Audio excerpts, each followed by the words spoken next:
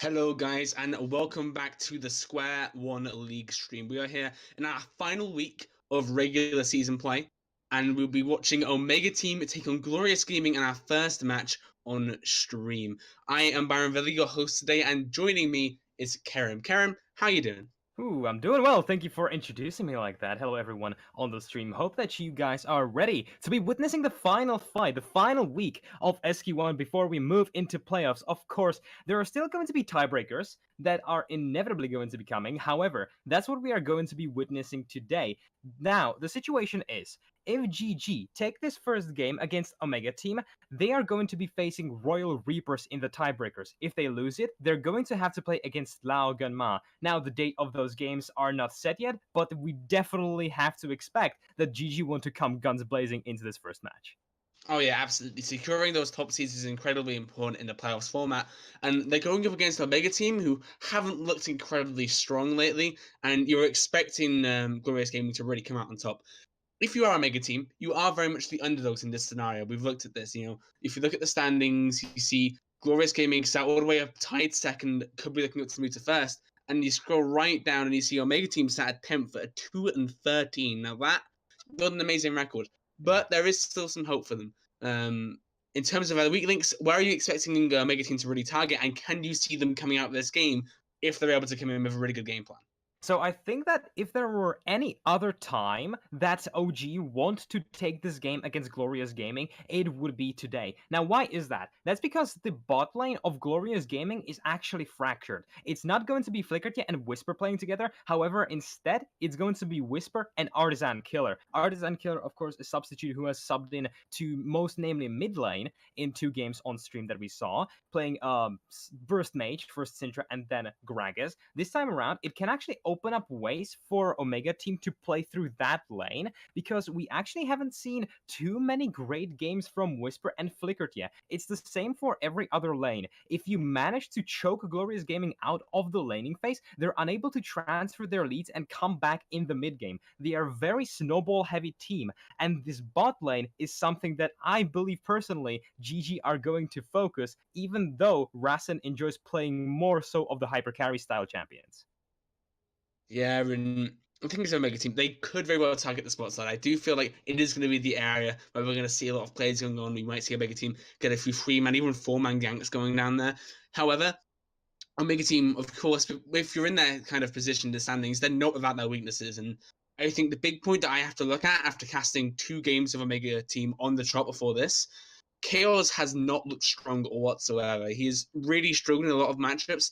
Can you see him surviving Lizard H on the other side? See, Chaos, he is the biggest question. He's the biggest question mark for me on the side of OG.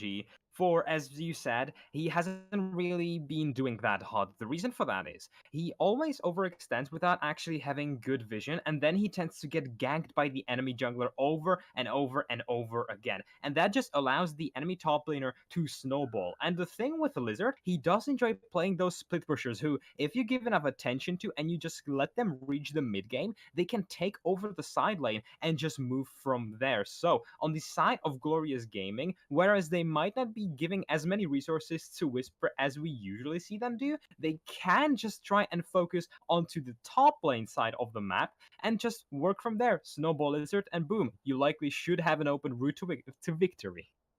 Yeah, then we'll see what strategies both these teams employ. I'm very, very excited. And at the look at the chat, we will be heading into Champs Decks very, very soon. Now, there was one pick we were talking about beforehand, something that could be very contested, and it was this Jarvan pick. Samus loves playing it, and now Matt9418 Revenge, he's also been picking it up and doing very well for himself. So it should be very contested. Do you expect to see it banned away, or will it be picked? See, if there is going to be a side that is going to ban it away, it likely is going to be Glorious Gaming, because of course it is going to be Omega team sitting on the blue side, so they do get the comfort of the first pick. Like, right now, we're just seeing the standard, more so standard bans, of course, LeBlanc and Morgana coming through. And again, you are starting to see Glorious Gaming targeting this bot lane. I said that they want to play through mostly the top lane, however, we have seen Whisper just getting in that illusion every single time that we have seen him on stream. So right now, they're just trying to secure themselves at least somewhat of a winning matchup there. I think having a winning matchup bot side could very well be their key to victory. If it is their weak link, if it's where they're expecting Omega team to finish, if you pick a really strong matchup there, it becomes very hard to try and force plays on a bot lane that's incredibly early game heavy. So it could be a very smart drafting idea to just pick that strong bot lane and say, okay, you want to come bot? Fair enough, we'll take you.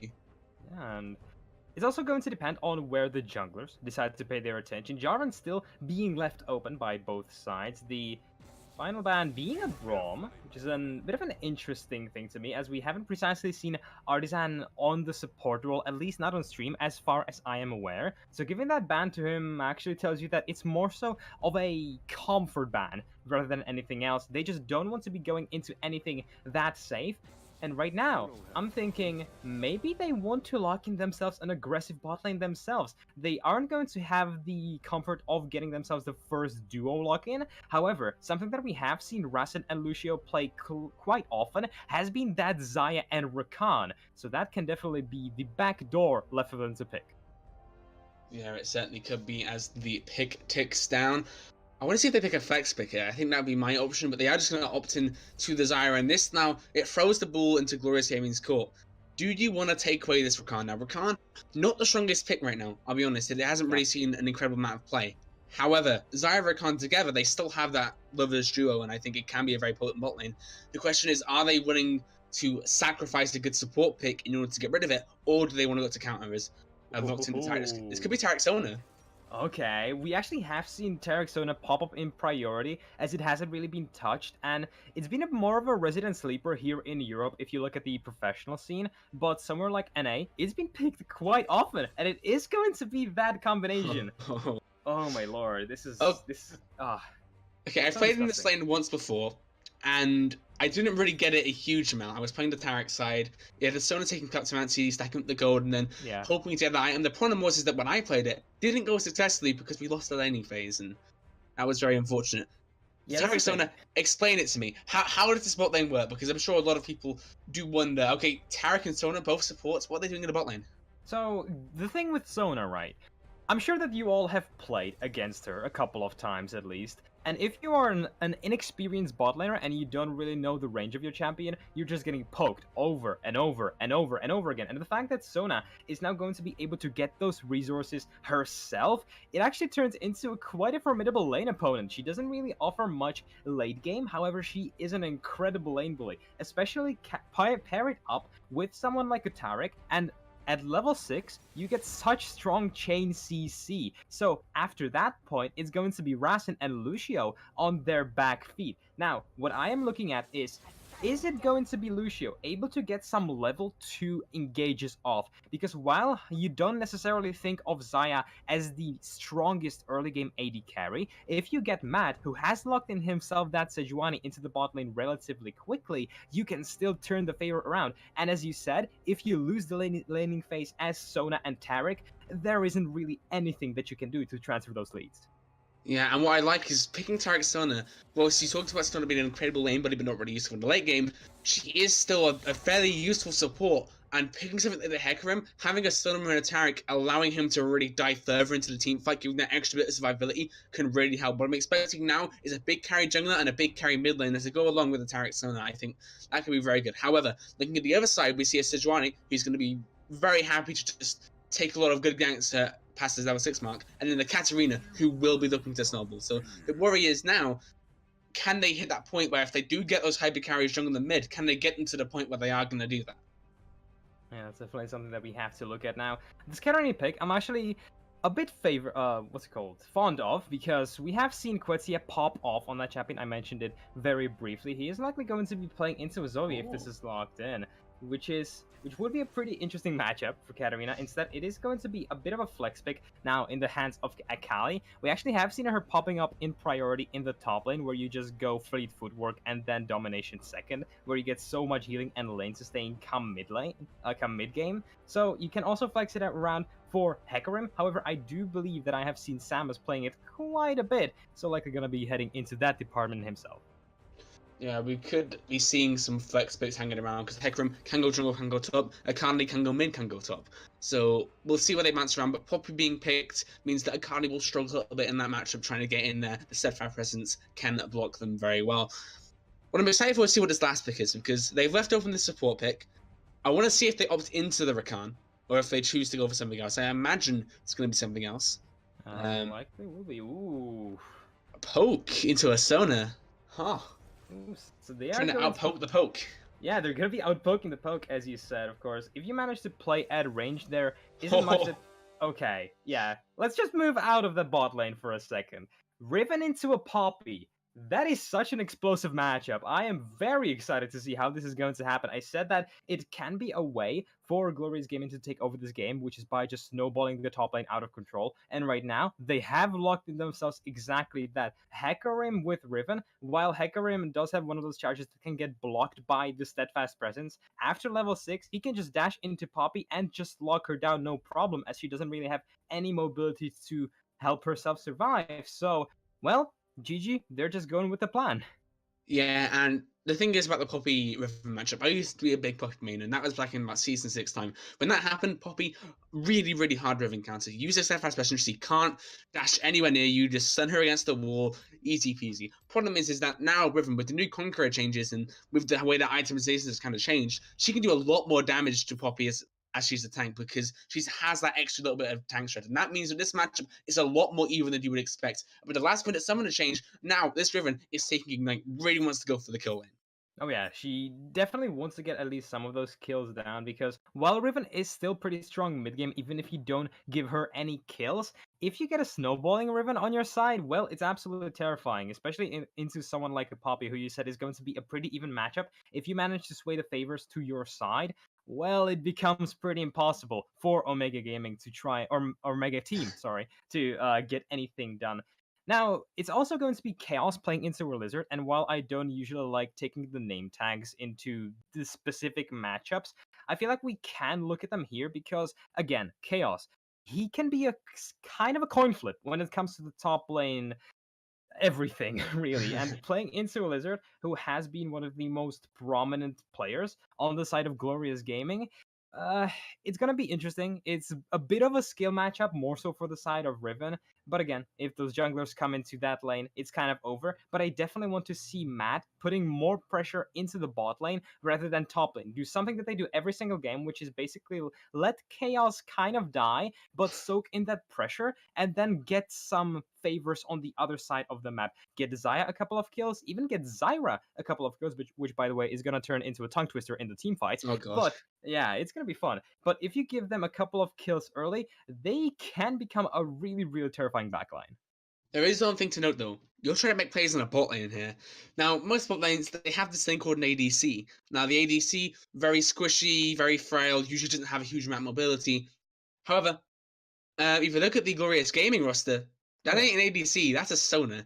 And what Sona has is a speed up, a heal. If it's level 6, has the crescendo available. And next to her is a Taric, who's very good at having anti-dive. So if the Xayah or the Katarina or the Sejuani just throws themselves at you, you just press the Cosmic Radiance, you stun them up, and you should be Gucci.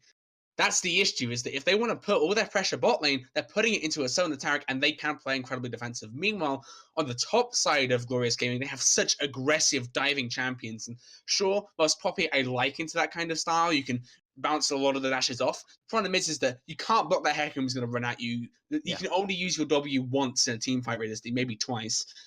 So it's going to be difficult to deal with Perrin, Lizard, Samus all running at you, especially if they're able to secure a few kills in the early game. And that's where this matchup really comes into the frame.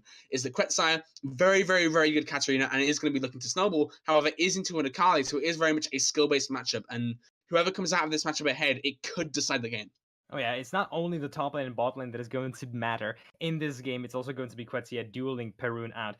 Akali, of course, one of the most infamous champions for not really having a laning phase, simply because she cannot precisely do anything against ranged champions. She gets a relatively good laning phase into a Katarina. She can actually trade with her because both are essentially melee level 1. They do have some ranged abilities that they can try to utilize. However, as soon as Katarina reaches level 3, I do believe that it's going to be her coming out on top with most of these traits. She gets more kill pressure than Akali at level 3, as Akali gets the biggest power spike from her ultimate. She can proc the passive so many goddamn times with it, whereas before that, she kind of just stumbles around, and her Shroud isn't even able to block any of the AoE damage that Katarina relies upon. So, very, very skill-based matchup. Can technically be swayed by the junglers, but I don't really think so, as both of these mid laners can just easily dash and hop away.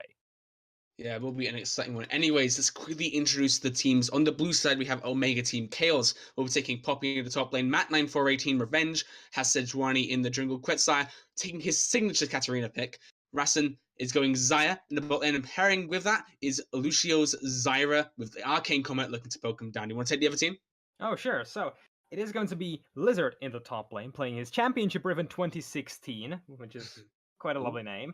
In the jungle, Sam is playing Arcade Hacker and Perrin on the Akali into a very skill-based matchup, and Sona and Tarek in the hands of Whisper and Artisan Killer in the bot lane. Sona also taking the TP, with Tarek playing that heal. So as you said, they don't necessarily want to go for the lane control, but rather just get to level 6, as you said, and play under their turret. And this is where I'm actually looking for Matt to try and attack. You all know that Sejuani is very reliant on getting her ultimate as soon as possible, but in this case, they are going to have enough setup from the Zyra herself that they can try and make something happen before that ultimate spike is available, whether it is for Sejuani or for the bot laners. And they have to do that before Tarek gets access to his ultimate, because at that point, it becomes really impossible to try and get this Xayah ahead, which can be something that they can definitely try and play through. That was a weird sentence that I just said. And I think the story of this top side and how we expect it to go is also told in the Summoner spells. You look at the two conquerors for Lizard and Samus, they want to really go aggressive, push their advantage, and Chaos and Matt for 18 both took the aftershock. Obviously, champions, Meta, all that, but it kind of shows the story very nicely just in those runes alone. You're looking at the real push for top side. Oh yeah, and we haven't really mentioned this just yet, but I do believe that we can expect perhaps Samus try and counter jungle Matt more so than we can expect in from the other side, as Hecarim does have the favorable 1v1, even though it's not just the 1v1 that helps you invade. You are going to have a relatively winning matchup in the top lane as long as Riven can take favorable traits on this Poppy. She does have more damage, and she can pressure this little Yordle to just be scared under her own turret, which opens up Samus to just go into that top side jungle and get those camps away from Sejuani. And that's also going to be something very important, as once again, she's pretty reliant on the Glacial Prison, and as much XP as you can deny this woman on a boar, the better you are going to be off. Yeah, is certainly the case, and there's a lot of things to look at really in this matchup that I'm excited for. I'm still waiting to load in. I don't know if you are. Yeah, me too. Me too. Hey, we're the Yeah, loading buddies. they're taking their time, it's putting their feet up, relaxing. And whilst we have this little break here in the kind of momentum of the cast, those in Twitch chat, are you supporting Glorious Gaming or are you supporting OG? Make sure you post your hashtag OG wins or hashtag GG wins. I want to see what you guys think. And once again, to remind the people of what we are actually playing for today, we are playing for the seeding, more so than anything else. Once again, Glorious Gaming, they have to win this game in order to lock themselves in for a tiebreaker to play with Royal Reapers if they manage to lose this one. It is going to be instead them dueling it out with Laug and Mas. So really important given the playoff format that we have, where you can pick your teams, which is fun, right? I think that's how that works. Fun fact, I've never actually played. I've never been a player in a League of Legends competitive setting. Well, luckily enough, I have. I am in a Silver Gold League, so not the highest level of competitive play as you can imagine, but it is fun, and I enjoy organising the scrims, being the team captain and that. But we are on to Summoner's Rift. Omega team, they're looking to get themselves a little bit of confidence going into relegations, and against them will be Glorious Gaming, the big powerhouse team that are looking to secure themselves a top 2 seed with this match. They're looking to perhaps try and make something happen, as Lizard is just showing us his prowess with the Riven, jumping over the wall. A very lovely mechanic. I mean, it's something that you learn very early on when you play a Riven, right? But if you have the champion skin, you kind of have to be a sweating No, I'm not gonna go on with that allegory. My, Karen. Yeah. Have we checked the mastery points that Lizard has on Riven? Because I am actually very curious now. Damn, I didn't think of it before we actually got to the game. Regardless, camps will be spawning in just a couple of seconds. Samus will be taking the start in the top side with the red. And Matt, he's just gonna be taking a nice little stroll duo leash from his bot lane. Very, very nice. And yeah, we're looking at the top side start for the Hecarim and the bottom side start for the Sejuani. So mirroring each other across the map. And where do you see these junglers really targeting first? What's the big matchup? Or can it be any of them really? Because I'm looking at a lot of these and I'm seeing big snowball possibilities from pretty much all of them. Yeah, so I don't think that Samus will likely want to be going into that bot lane. He will and can play through mostly mid lane and top lane, as we see Lizard already getting a nice little trade-off on Poppy. A thing to point out, Chaos has decided to opt for the Aftershocks, so he doesn't really want to be trying and duel this Riven really out too much, as we emphasized. He just wants to kind of survive and get these little bits of better resist against her. As now, Matt is in the mid lane. He is, but nothing's really going to come of that, as directed camera does not like me seeing that gank, I'll be honest. Yeah, you have to use your keys a couple of times. Or your arrows, sorry, not your keys. Your arrow keys. Let's just run with that. Because nothing happens from that. Now, Quetzia did manage to get a nice little trade-off on Perun. To check their items, Akali... Oh, sorry. I'm going to cut myself off. Oh, IE? You're cutting yourself off for... Oh, Quetzia has taken a lot of damage to be fair. I'll give you that. So, the reason for that is Perun has opted in for a longsword instead of any Doran's item or a corrupting pot, and I'm actually really glad to see this because that means that he wants to be contesting that lane. He does get access to 3 of those health potions, so he can be going for these aggressive trades, which is something that we already see him do. And you see right there why that matchup is usually favoured towards the likes of the Poppy, but now we're seeing the gank from Samus. He is doing a lot of damage into Chaos. He's trying to get out with the Aftershock, but that isn't going to be because the flash stun from the Riven with the Ignite that's going to secure the first blood, and Samus is able to get it as Map Final for 18. He's going to see if he can get anything mid, but that is not going to be the case. And that is something exactly that you want at the beginning of this game as well. Oh my god, look at that damage! Okay, oh, he's gone! Alright. Oh, it's 1 for 1. Oh my god, it's 1 for 1. Wow. Okay, yeah, so the turret hits a fair deal damage, as we have now learned, but that was a lot of damage inflicted upon Whisper. The Zyra manages to pick that kill, which I dare say is even better than if Zyra managed to get it, because now Zyra is going to be able to poke even more and get more gold for it, as she does now have the Frost Fang upgraded. So, a very lovely kill from there. Just Ignite even expended, no other summoners. Yeah, when Whisper's just gonna try and clear that wall, but not expecting much to happen there, as Hecarim did actually get a very nice invade off onto the Sejuani. I'm not sure if any of the buffs were up though. Oh no! Man 914, he's dashed in. But look, there's Katarina, there's Hecarim, here's a Poppy too. He's been clap on. What's he gonna do here? His top lane not even there to help. He's gonna get stunned up, and that's going to be a kill going over to Quetzia. This snowboarding Katarina is about to start. And that's a very, very important overextension there from Samus. He wanted to go for that Scuttle Crab. He wanted to be a bit greedy, but he didn't realize that he can get collapsed upon by both sides. In the end, gives that kill away over to someone like a Quetzia, who, once again, is a pretty goddamn good Katarina player, even though he's now suffering already a 20 CS deficit in the mid lane. Yeah, and whilst Omega Team can make a very nice play up there, the problem is, look at the gold difference already. We're looking at about 700. Mike 9418, he's going to see if he can make a play onto Lizard. He has managed to stun him up pretty well. Starting to stack up his stun, and now in the bot lane, Whisper and Ardstan stepping a little bit aggressive in the mid lane. There's a lot of burst damage coming down. Bikari actually able to secure the kill. Perrin, that was very nice. Yeah, Perrin just asserting himself as the more dominant mid laner right now. Of course, Quetzia didn't actually go back after getting that 1 kill, so the itemization was still even, just a longsword on both sides. And Perun, given that he did have the Ignite up, he just utilized that to his advantage and got a quick early kill on this Akali, which is terrifying now that he has a Hextech Revolver.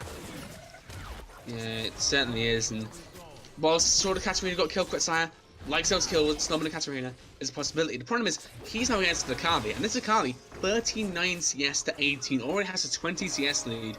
And now, you can see the difference in the items. Only 2 Amp Tomes and a Longsword for Katarina, whereas on the other side, a Hextech Revolver and 2 Longswords for Akali. So, that kind of matchup dominance being shown by Param, and it means that Quetzal needs to be a little bit more careful in this mid lane, unless maybe Matt 9418 tries to make a play there. And the thing is, right now, it actually shuts down Quetzal down so hard because you want it to snowball as this Katarina, and sure, you do get that one early kill. However, the item disparity right now is huge. Hextech Revolver, and compare it to just 2 amplifying tomes, is insane, especially now that both of these mid laners have their ultimates up. Any trade that Perun decides to go for is going to be going into his way because Quetzal cannot afford to try and go for anything right now. Yeah, and now Amberline 418 is actually going for the dragon, which is very nice from him. It is going to be the Cloud Drake, so not the hugest dragon, but it is going to be able to fairly easy solo out with Lucio heading up for a little bit of help. Hecarim has invaded the top side and now is going to be looking for a top lane gank onto Chaos. The second one of the game, I believe. We'll see if he's able to get it as now Chaos could be overstanding a little bit. Samus does get bonked away. That steadfast presence, very, very useful there, just deflecting the aggression from the side of Glorious Gaming, and now Matt9418, he's secured a Cloud Drake. Oh, yeah. It was a very, very lovely fast presence there from Chaos. Not the most difficult of abilities to pull Oh, he's off. back again. Backstreet's back, but Samus, he's taking a lot of damage now, and Strawboss Lizard Going in. possibly look for something. The Ignite comes down, but Poppy will not go down, and all this jungle pressure that's being applied topside has only amounted to not even a flash, just an ultimate burn and a forced back onto the Poppy, whilst both Hecarim and Riven being forced back means that Sejuani very happy to just clear out a bot side reset, and now we'll have a lot of map control knowing that the Hecarim has to invest so much time top.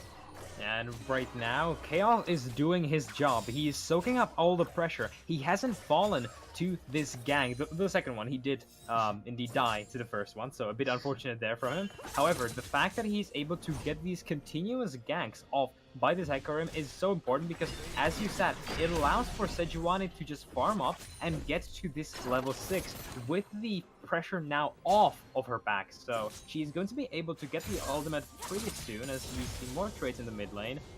It's so terrifying watching these. Oh, and here is Samus. He's looking to get a charge onto the Zyra, forces the flash, and now Zyra uses the Featherstorm, trying to get out of that one, is able to use the recall to just kind of force everyone else and Whisper. That was a flash that I'm gonna be honest wasn't too necessary.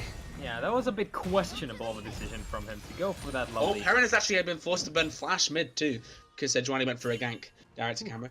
Not even catching that one either. Shaking my head. Yeah, Jesus, man. Direct camera is just... Sleeping. all over the board, really. So the fact that Perun is now forced to use that flash is actually pretty important because Quetzal will be having it up pretty soon, and even though he hasn't really been able to go for too many winning trades and he is now sitting at a 30 CS deficit, he is going to be able to get this Hextech Revolver on this back, and at this point he is going to have enough damage to try and kill Perun if Matt decides to invest even more time into his lane. Now Sam is still... Okay, I thought that Zyra was gonna go for something there, but in the end just turns away, yeah. Well, it's actually looking to steal the Grump away, and unable to do so, unfortunately, but does kind of pressure the Hecarim a little bit, so that is quite useful. Doesn't manage to steal anything away. Very, very unfortunate for her. We see actually Rasen and Lucio extorting, really, Artisan, Killer, and Whisper out of the lane, which is what I'm glad to see, as, again, you want to get as many items on Rasen as soon as you can. Of course, Artisan, Killer, and Whisper now able to just farm under their turret with those level 6s up, and the opportunity for Matt to really get a good gank down in this bot lane has sort of come and passed, and now he's just gonna have to go and try and get the other lanes ahead, something like the mid lane, which he's been trying so hard to do so for long. Yeah, and now you're starting to see the problem with this Poppy matchup. Oh, and now Matt9418, he's flashed in with the charge, but isn't going to be able to secure anything, as now, here comes the Hecarim. Samus uses the onslaught of shadows, gets 2 of them fleeing away, and Lizard, he gets 1 goal. Can he get the second? The sword which has been used, but it's still going to be enough. The double kill going over to Samus, and now he is free and 1 on this Hecarim, and we'll be looking to snowball across the map. And that is just unfortunate if you're right now the side of a mega team. Giving 2 kills over to that Hecarim it's so scary. He has that Sheen up, which, well, is still a pretty good item, but right now he's going to be able to pick up even more, possibly finish that jungle enchantment. Depends on what he really wants to go for. Of course, I'm one of those champions that does get pretty tanky come mid to late game. However, if you give him a couple of kills, he turns into a terrifying assassin in the early game as he's just able to run anyone down. Yeah, and the issue is you look at the amount of CC on Omega Team's team, and if you discount the Poppy and the Sejuani, there isn't much. So if you're able to go to the squishies, well, let's say Poppy is still sitting top, then there's only really Sejuani there to stop you, and that's if Map 9418 has made the rotation correctly. There's now play looking to be made onto Perun, but here is the Hecarim again. He is matching 9418 Revenge very, very easily. Oh, that that is an ex-Miffy if I've ever seen one. No. That's very rough. And Is now that the official term for it? that is the official term for missing a note. And now Samus, he is running down Quetzal, and nothing that he can do about that one. Reed's a little bit too hard, and now that mid lane matchup has completely gone into favor of Perrin, is now going to be able to cash in on a few platings. And this is exactly what GG wants to go for, as every single time the direct camera goes somewhere, it's in the top lane. Chaos getting traded upon. Yeah, a little bit of a wet noodle fight, as usual tank fights are. But they do have a Riven, but the Riven not able to do much versus a Tabby, Bambi, Cinder, another cloth armor, Doran shield. A lot of this tankiness. Oh no! Whisper, you've been cut out, buddy, and you cannot survive that bursty. Cosmic Radiance does come out, but it's a little bit too late. And now, and it's good for a Mega Team. They get something. Oh, look at that onslaught shadow. So much damage. The problem is he's on his own, and Xayah gonna get the shutdown gold from the Hecarim. It's a lot of money going into the ADC's pocket. And Whisper had got slain by the bot lane of Omega Team, so he wasn't able to be there to try and help his lovely team member out. Now results in a kill for the bot lane, even one more. So very, very nice. Well, right now we're seeing both of these teams getting whatever they wanted. Now, Akali seals the Inferno Dragon. He is on fire, quite literally. Because he knows the Inferno Dragon. Yeah. But, you know, by that incredibly terrible pun, very, very good play from the Akali that's going to the Dragon. And good rotation from the bot lane means that now it is looking incredibly scary. This team has an Inferno Dragon. Oh, you see the power of that top side. Riven starting to take a little bit of control. Doesn't have a single kill to a name yet, surprisingly, but is able to start having a little bit of priority. Is forced to use the Ignite and does not get the kill with it, which is quite unfortunate, but does allow a little bit of pressure to be applied and forces Poppy into a tower. Oh, and a huge steal there from Perun. I feel like every single time that we see mid laners get ahead, we see them just do something that they weren't even supposed to. Like, you're not supposed to be stealing Drakes when you're not a jungler. Like, Jesus Christ, Perun absolutely on fire. Hextech Gunblade finished. Has to be shut down by several people. Oh, prison whips. Oh, that is unfortunate. And the problem is you can't really auto-sack against the Akali because she's just going to sit in the shroud, and that's all she wrote for that mid lane engage. That tower is only surviving on one plating, and those platings are going to disappear very, very soon, so it could be a very, very big pressure point to look at as now.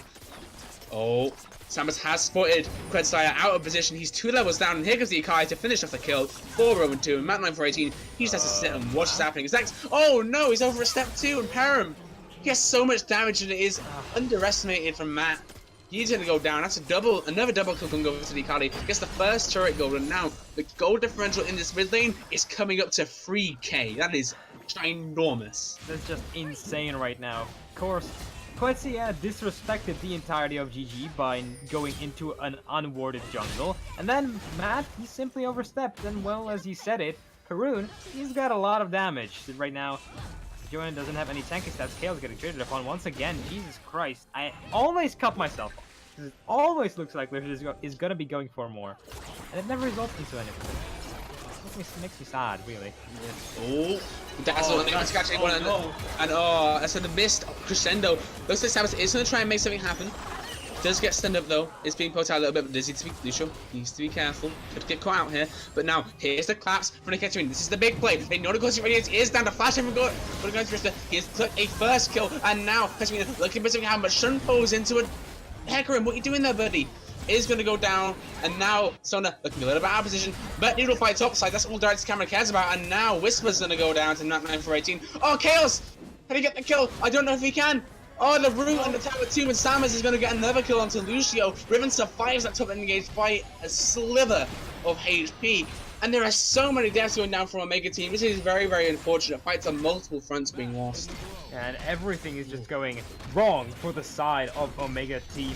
They were doing so so well in the bot side. They were managing to push Sona and Tarek out, which is kind of what we expected.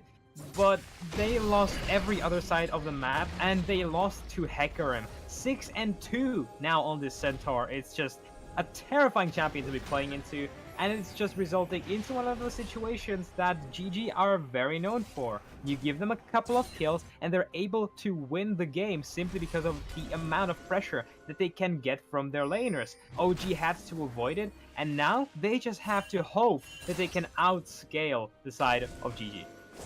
Yeah, I mean, that's kind of hope they're looking at, but right now, that's going to be a struggle, because even sitting under your tower, you're under a lot of threat. If Tarek's around, alongside an Arcadia or a Hecarim or a Riven, they could just walk in, dive you with the Cosmic Radiance, and there's not much you can really do about that. And with the fact that Arcadia, very, very good diving champion, Hecarim will just run in the tower and kill you. Riven has a lot of mobility too. It makes it a very, very big struggle to kind of sit there farm on the tower, because that's ideally what you'd like to do, but it becomes more and more difficult the more fed these big carries come, because they're going to have that mobility just to be able to walk in the tower. And the silver lining is great.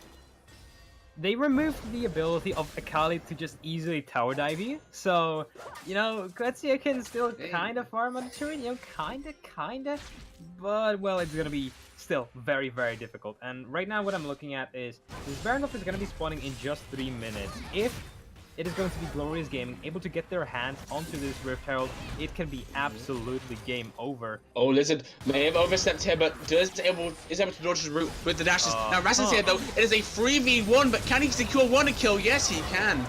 That's actually quite impressive. Akali is now here, though. Oh, no, here's Akali. Going to be looking to one-shot Xayah here. Uses the Featherstorm, but not to the greatest effect, because she will go down anyways. And Chaos, oh, Mad Knight 418 is looking to make a play onto the Akali. Could be a huge shutdown if they're able to get it. And 950 gold goes over to the Poppy. Maybe not the exact target you were looking for, but whilst this is happening, look at bot lane. They're getting the Cloud Magic for free, and they're going to be able to get some priority. And right now, Omega Team are going to be able to trade it, at least for that tier 1 turret in the top lane. Perhaps. Oh, Quetzaya, you may be a little bit out of position here. The Dazzle does connect, the stun goes down, and yeah, you're gone, buddy. Yeah, that's just wrong. That's just wrong. You should not be doing that. If you're Katarina, you're so squishy, you're behind, and you know that the enemy team is on the dragon. You should not be that far extended. Chaos and Mad might get collapsed upon here, in fact, by this Hecarim. Oh, Samus, he's like, something happen. Does use the onslaught of shadows over the wall. It's looking to look out. 9-4-18, Revenge. Does get stunned up. Whisper. Oh, so that's a help. And Samus is able to score his 7th kill. He actually has more than the Kali now. Wow, that's impressive. Yeah. Fancy, isn't it? I mean, 500 gold of a bounty as well. Bounty for Akali was picked up by a Poppy. Something that you really want, but now, GG, they are grouping around this Rift Herald. That's something that I want to see them do, because if they are able to take it, well, that can be just them grouping in the mid lane, because they're that goddamn strong, and it just allows them to pretty much end the game, even, I dare say, unless OG managed to pick up an amazing team fight. Yeah, they're gonna have to look for some incredible plays now as I make everyone in the new one into, and I do apologize. But Omega Team, they will be heading up. They're going to see if they can force something now. Chaos heading down too, but he could be the one getting cap spawn. Oh no! He goes up to help his team, but Glorious Gaming, they are waiting for him with open arms, and he is going to go down. Samus, he's clocking up all the kills now. He's 8 kills on this Hecarim, and he will run people down and just kill them. This is what happens when you get someone a comfort pick, because they're so good at it. Like, we knew that Samus can play with Hecarim. We also said that it can be a Jarvan, but right now he decided to go for the more unorthodox of a pick, even though it's pretty meta right now. I feel like we are getting proven that right now. Well, he's just an absolute monster. 700 of a gold bounty on him, and bot lane, I'm looking at Perun just dueling it out with Questia. They should be able to do it very easily. You see the Zyra trying to use their Stranglethorns there. He's able to clear the wave and allows the top tier 2 to just survive a little bit longer, but it's only a matter of time. And oh my god. Oh, that was disgusting. Oh my god. Yeah, exactly. That's Perun though. That's Perun on a 6-1 Akali. Finished Rabadon's death cap as his second item. It's absolutely bonkers right now. And the thing is, he also doesn't have the as you would call it, the Virgin Rune, but rather the Chad Rune. He has the Electrocute. He doesn't have the Fleet Footwork, so he just deals so much damage. Oh, that's just abhorrent. I'm sorry, and oh my, he's nearly flame horizoning Quetzalcoatl now too in terms of farm. Quetzalcoatl, he isn't very good in the farm game, but now Artisan Killer, he has been rooted up, is able to flash out before the Zaya gets him. Oh, the Glacial Wizard, it actually lands! And GG Whisper is going to walk out of this one as best he can. Chaos joining it out of Hecarim. I'm not sure if he wins this one, but he is looking for Rastin to come up and help him out as now Samus looking to try and get out of this one. We'll see if he's able to find a way. Is slowed up, does get rooted, but is able to use the onslaught of shadows to quickly get out of there, but he does double. And then a flash onto Quetzalcoatl. Say, able to survive. Double root goes down. Can they turn this fight? It's going to be able to be. There's oh, the Casino. He's actually going to be able to do it. Oh my god. What a fight. I wasn't expecting him to turn that, I'll be honest. I thought Quetzalcoatl was just about to die, but he actually goes in. He is able to use his Death Lotus and gets a lot of damage down. And that is the way to the Baron, it seems right now. The length that it is going to take this Baron down is still going to be pretty quick. So they're right now just trying to set up a death bush for this Perun that they see on the horizon. Right there. Be careful stepping that far up, Zyra. That is in the Kali, who's 7-1 and 2. Has spotted him out in the bush. And now, they are trying to engage onto Perun. I'm not sure this is the best call. We'll see if they're able to. Perun just dashes out of that one. They're off the Baron. And now, Samus, he's looking to sound Lucio, is a little bit out of position. Is able to root him up. Now, Rastin, OG Chaos, Battleline for 18. They're all here. The stun goes up against the wall. And Samus gets shut down. All this gold will go to the Poppy. And a couple of really great fights there from Omega Team, managing to get themselves that amount of gold lead to try and get themselves back into this game. Quetzalcoatl picking up a lot of a couple of crucial kills, as well as giving some to Rastin. They tried to go for the Baron. They realized that they weren't doing it simply fast enough. They just wanted to turn onto someone, but Perun played it pretty damn safe with the perfect execution. It's pretty difficult to catch this Akali out, especially with the team composition that you have. You essentially have to hit the Glacial Prison or just flash and stun her to a wall with the Poppy to be able to secure a crowd control effect on her. And well, right now Perun is just insane in managing to dodge that, so good job to him. Oh, they're trying to cheese. They haven't inspired that Crescendo. Does land onto the shield. He is going to be able to flash out. No guess that, but here comes Chaos. Elvis is going to kill onto GT Whisper. Artinska also a little bit out of position. Will be getting killed from the team. Double kill going over to Mount 9418. And now they might look towards the Dragon. It is the three Hyper Carry members of Akali, Hecarim, Riven. Very, very powerful members. Can they win the fight by themselves? Will they even look for the fight? It is looking like it. The last gun has been used by the Akali. It's hanging around the edge of this fight. Has not been rooted up. It's just kind of standing around. We'll see if they want to engage. Cloud Drake, onto 1,000 health. Listen, has been caught out though, being forced to dash away over the wall, and that Cloud Drake is going to go over. A lot of congestion actually for a very simple Cloud Drake. 3 of them being picked up now, and OG, they're going to be very fast. And is this going to be the comeback that we weren't really expecting, but can OG actually pull this off? The thing is, right now, you say that these air drakes are pretty inconsequential, that's the word, but when you remember what team composition they're playing into, which is a 1-3-1, now Lucio playing very, very far on the edge, but to come back into my point, Glorious Gaming, they're playing a 1-3-1 comp, and what does Cloud Drake allow you to do? Go for a quick rotation. Right now, they've been able to catch the side of GG out so many times, and these Cloud Drakes are going to allow them to do that with even higher frequency. So, pretty important that they manage to get their hands onto these bombs. Yeah, and what I wanted to talk about, it's not only great that they're able to rotate, play the 1v1 very nicely, but also it's good to take it away from a champion like the Hecarim. Hecarim does get a lot more damage as he gets more movement speed, and so getting away a Cloud Drake is surprisingly useful. I was a little bit wrong in that one. I'm used to the whole Cloud Drake, but Perun, he might have been caught out. This might be another shutdown. That's a huge bounty. Oh and my it's god. going over to Rastin. That is uncharacteristic from Perun, and now things look to be starting to fall apart. The root comes down to Lizard. The Deathflow is going to get a lot of damage down. Oh, Quetzalcoatl is unable to survive, and here come the squad. Glorious Gaming, they don't like the fact that Lucio got a kill there, and they will be taking him down. Oh. Yeah, the Stronger Forms try and get anyone, but it's not going to happen. It's now looking at a 3v3 across the map now. Sedrani, Poppy, and an ADC with Hecarim, Sona, and Tarek. Now, I'm going to be honest, I would probably favor Omega team in this fight, actually. They have the tanky front line with an ADC being able to hit the back. It just depends on if Hecarim can get the dive off us. Now, they are looking for an engage. We'll see if they're able to get it. Cosmic Radiance is available, so is the Crescendo. Cosmic Radiance has been used. Hecarim jumps on the shadows, trying to get onto Rassen. Rassen has no peel for himself, tries to root it down, but Samus able to score the first blood of the fight. And now, OG Chaos is going quite low, so it's back number 18, forced out of the fight. And now Chaos, he will be going down as well. Double kill again going over to the Hecarim. He has been taken over, and now they have the rise on the Baron. And that is exactly what you do not want to happen. You said that you would favor Omega team in that team fight, but the problem is Rassen doesn't have enough damage, and you have so many ways to just run through this front line and survive any burst that you would be given, and that just results into Glorious Gaming getting this Baron for themselves. No real contested chain that Omega team can try and put up, as Matt is way too far away. Oh, well, I think that Lucio might try for this one, but I don't think they're going to be able to get anything off of this one. Now for 18, he's actually hit, he's wiped it, he's stolen the Baron, he's kept Omega team in the game, and Shawboss, he might go down. That is such a huge steal.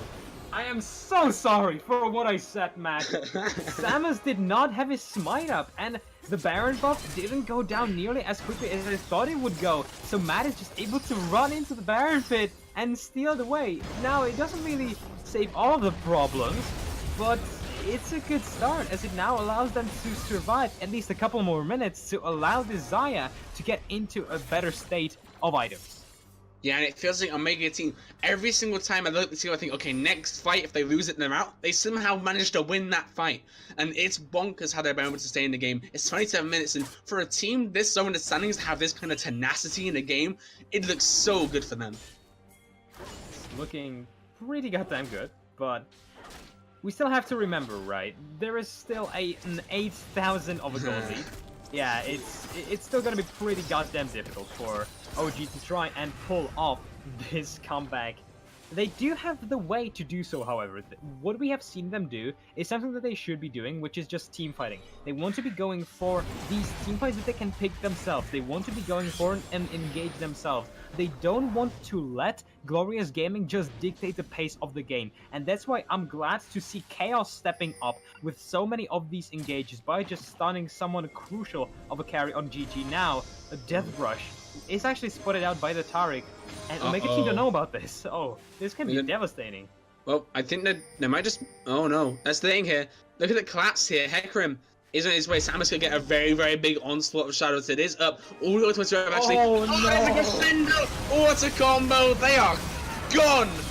Cue the crab rave. Not for 18 goes down. Chaos, last surviving member is this tanky puppy, but won't survive for an incredible amount of time now. Is slowly but surely will be whittled down to a pulp. The ace comes through. The dragon going to be coming up very soon, and now they've got their eyes set on this mid inhibitor.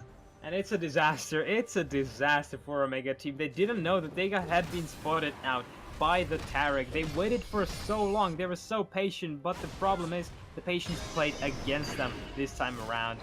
GG were just able to get the flank off on them with the Hecarim, and if that manages to happen, it's impossible to win a team fight, because you just kill Quetzia, you kill Rassen in one single swoop, and well, that's the inhibitor down, as an Inferno Dragon also falls into the hands of Glorious Game. And the funny thing is, they don't even really need to raise Hatman. I mean, they're going to, but it was a very realistic opportunity. They could have just stayed top, and they probably would have won that fight if, because Thunder and Tyrant are roaming down, and now they're taking over all of Matline 418's jungle is down, I'm pretty sure. And that is very, very rough for him, you know. Not had the best of games against this Hecarim. Flame Horizon in the jungle, in the mid lane. You see the farm difference is really where things come to fruition here. When you're talking about these competitions and where the leads are. A lot of the goal lead is just purely in the CS. We look at the CS numbers, and across the top to mid side of the map, Glorious Gaming are just dominating. Yeah, and that's because, well, the Omega Team weren't really allowed to do anything in the laning phase.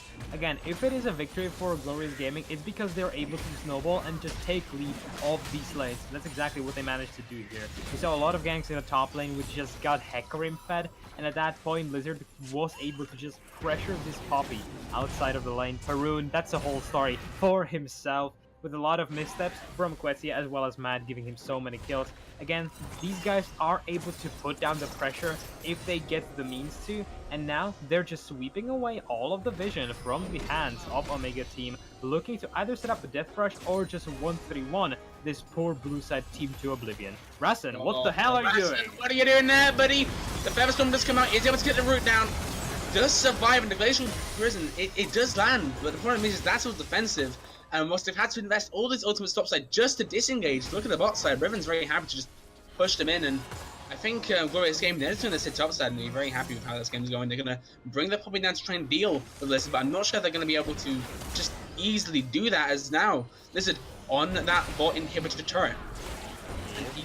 There. Poppy is forced to go there as well, so that is one strong frontliner off and away from this top lane. And the reason why Omega Team are able to at least survive right now is because they did manage to steal away that Baron buff, funnily enough. Could have been a disaster, but any kill right now... Alright, so Hecarim, he's heading into the base through the mid lane. He's setting up a dive, actually, I think, on that top side. He doesn't have ulti, though, so it's not going to be the... Well, not right now, but by the time the wave crashes, it probably will be up.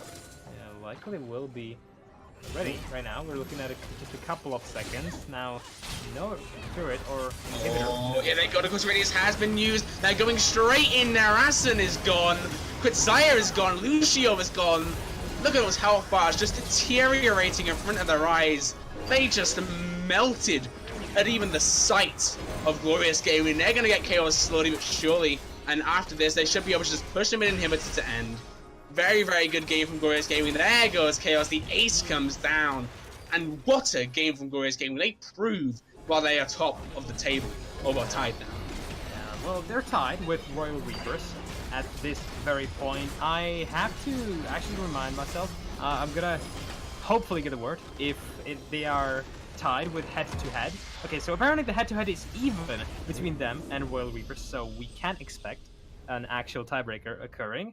So it's gonna be a tiebreaker between them and Royal Reapers, and with this form that GG were able to show us today, I'm actually very excited to see them do so, because we saw something different. We didn't see them trying to play through Whisper and Flickered yet. Instead, we saw them trying to play through other sides of the map. We saw Perun on an amazing game. We saw Lizard just getting out of control, but the most important member, Samus. Such a strong game, and you just cannot allow this guy to get his hands onto a Hecarim.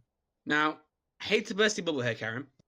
There will not be a tiebreaker game. It's you gotta be goddamn. Okay, they're using is that Buchholz? It's some sort of fancy Russian name. That's a bad system. Don't use Buchholz. I want more games. I don't know the system. That's just what they're using. That's what I've been told, informed by the production. However, before we move on to our breaks, that was a very, very good game. I want to ask you, out of all the players in that game, who is your MVP and why? My MVP for both teams, or do you just want for GG? I mean, you can go for both teams if you want to. I'm not going to stop you. In the game. So, well, for GG, it's definitely Samus. Like, his map presence was just off the charts. He was able to get so many good ganks off, so many kills for himself. It was absolutely incredible what he managed to do for his team. I would say that he kind of solo swayed the game to their favor, but Perun also had an amazing game. But when it comes to the importance of it, I do believe that Samus was just a bigger factor. And for Omega Team, you know, I was actually impressed with Chaos's performance. He didn't give too many kills away. He did die 7 times. He did die 7 times, but it wasn't in lane. He died to 1 gank of Hecarim, and then he got solo killed once, which, you know, is... it's an improvement, I think we can say, when we compare it to most of his other games. So hey, you know, that's just me though. That's just me, lonely colorcaster, saying that.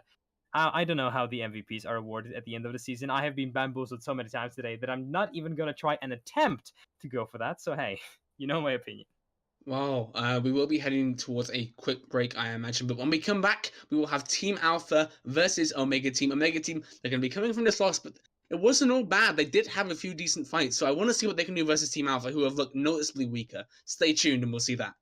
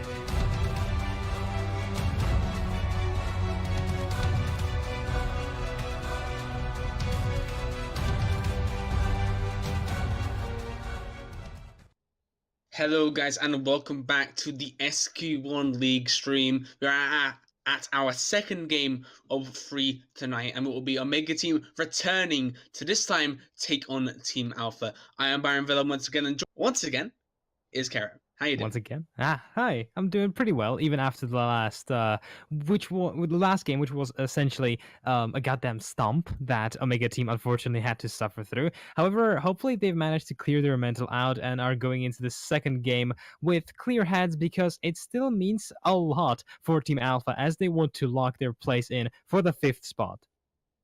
Yeah, and the thing is now Omega Team, I believe they are locked into last place, which is Yes. very unfortunate for them. But at the same time, they want to build a little bit of confidence up if they are looking to fight in the relegation battle. Taking down Team Alpha can be the step towards giving themselves a little bit of a boost to really get ready to take on new challenges. Oh yeah, right now it's essentially the mental game for them because if they manage to lose this one, it's just going to be so difficult for them to get themselves out of that mental dumpster, as you said.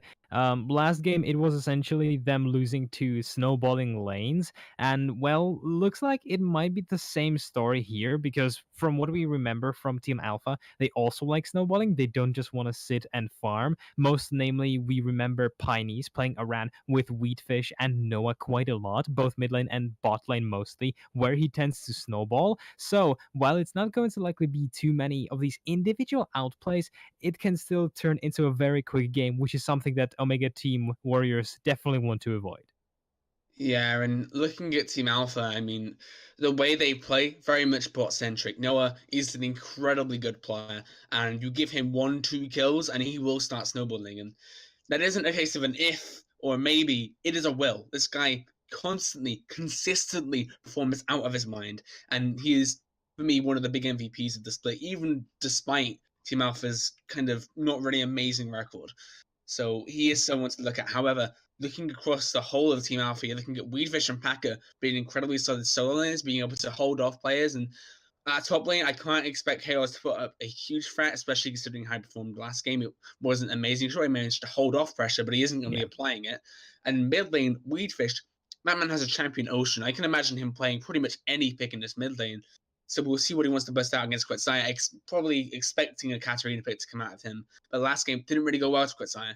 And then in the jungle, Piney's Pineapple. He's very, very good at those big ganking junglers. Likes the Zac very much. And if that gets stuck away, he'll probably default to a Xin Zhao. Versus Matt 9418 Revenge, who is able to pick up a few of those picks like the Jarvan and Satori, the more meta picks. But I want to see him really have an outstanding performance because I think he actually is one of the players on Omega Team who just have a lot of potential. I just want Yeah. to see if he can reach it. Yeah, we have to essentially see Matt stepping up to the plate in the early game because last time around we saw him on a Sejuani, a jungler that is very relevant just thanks to her ultimate, which is pretty long when you count in the fact that, well, those lanes generally tend to die before level 6. If you manage to give him something like a Jarvan, he can start effectively at level 3, which is pretty goddamn significant. I remember a game where he was playing a Jarvan and he was playing really well. Okay, thank you, motorcycle, just zooming past my window. So if you manage to give this guy that Jarvan or something that actually works better in the early game than Sejuani, you can have a much different looking team because, for example, the performance from Rasen and Lucio wasn't too shabby at all. In fact, they managed to win their lane, which is what we expect them to do. But, well, they needed a bit more turning into their favor than just themselves pushing the the caster minions and melee minions under the enemy's turrets. Yeah, so we'll be hopefully hitting his champ select very, very soon. And what I want to ask you is, obviously last game we had a very kind of key weak point to try and target for Glorious Gaming. It was our bot side, and a big team unfortunately weren't able to punish. This game, is there a weak point in Team Alpha? Considering they're a little bit lower down in the standings, is there a specific point you're like, okay, stop this from happening, or target this area? What would be your game plan if you were Omega Team heading into this game? If I were Omega Team right now, well, first of all, of course, clear out our mental, like just have a nice little speech, nice little talk about what happened and what went wrong. But now, when we move into the actual draft phase, I feel like the only person on the side of Team Alpha that hasn't really performed that much, or not really not performed, but is kind of the unsung hero, someone that we don't really put much attention onto, is Paka in the top lane. Perhaps they will want to play more so around the top with the jungler. Perhaps we're gonna see Matt on something aggressive, playing around with chaos with some crowd control on his own, and maybe we can expect him to even pay a lot of attention there to that lane to try and snowball himself, because we saw how devastating that can be last time when we were watching that hacker.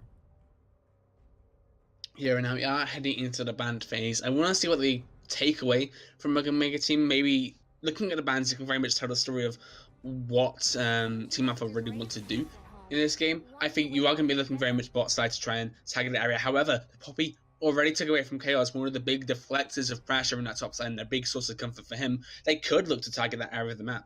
Oh yeah, definitely. They can try and get Chaos off of all of his comfort picks, which he has, and then try and snowball through the top lane, even though it's actually a bit, how would you say it, unconventional for the side of Team Alpha. Once again, they love playing through Noah, one of the, as you said, most consistent AD carries in the game.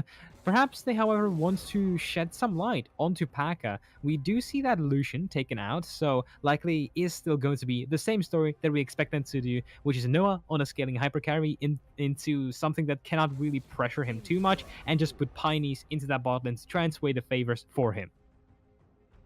Yeah, and now the Vayne took away from Noah.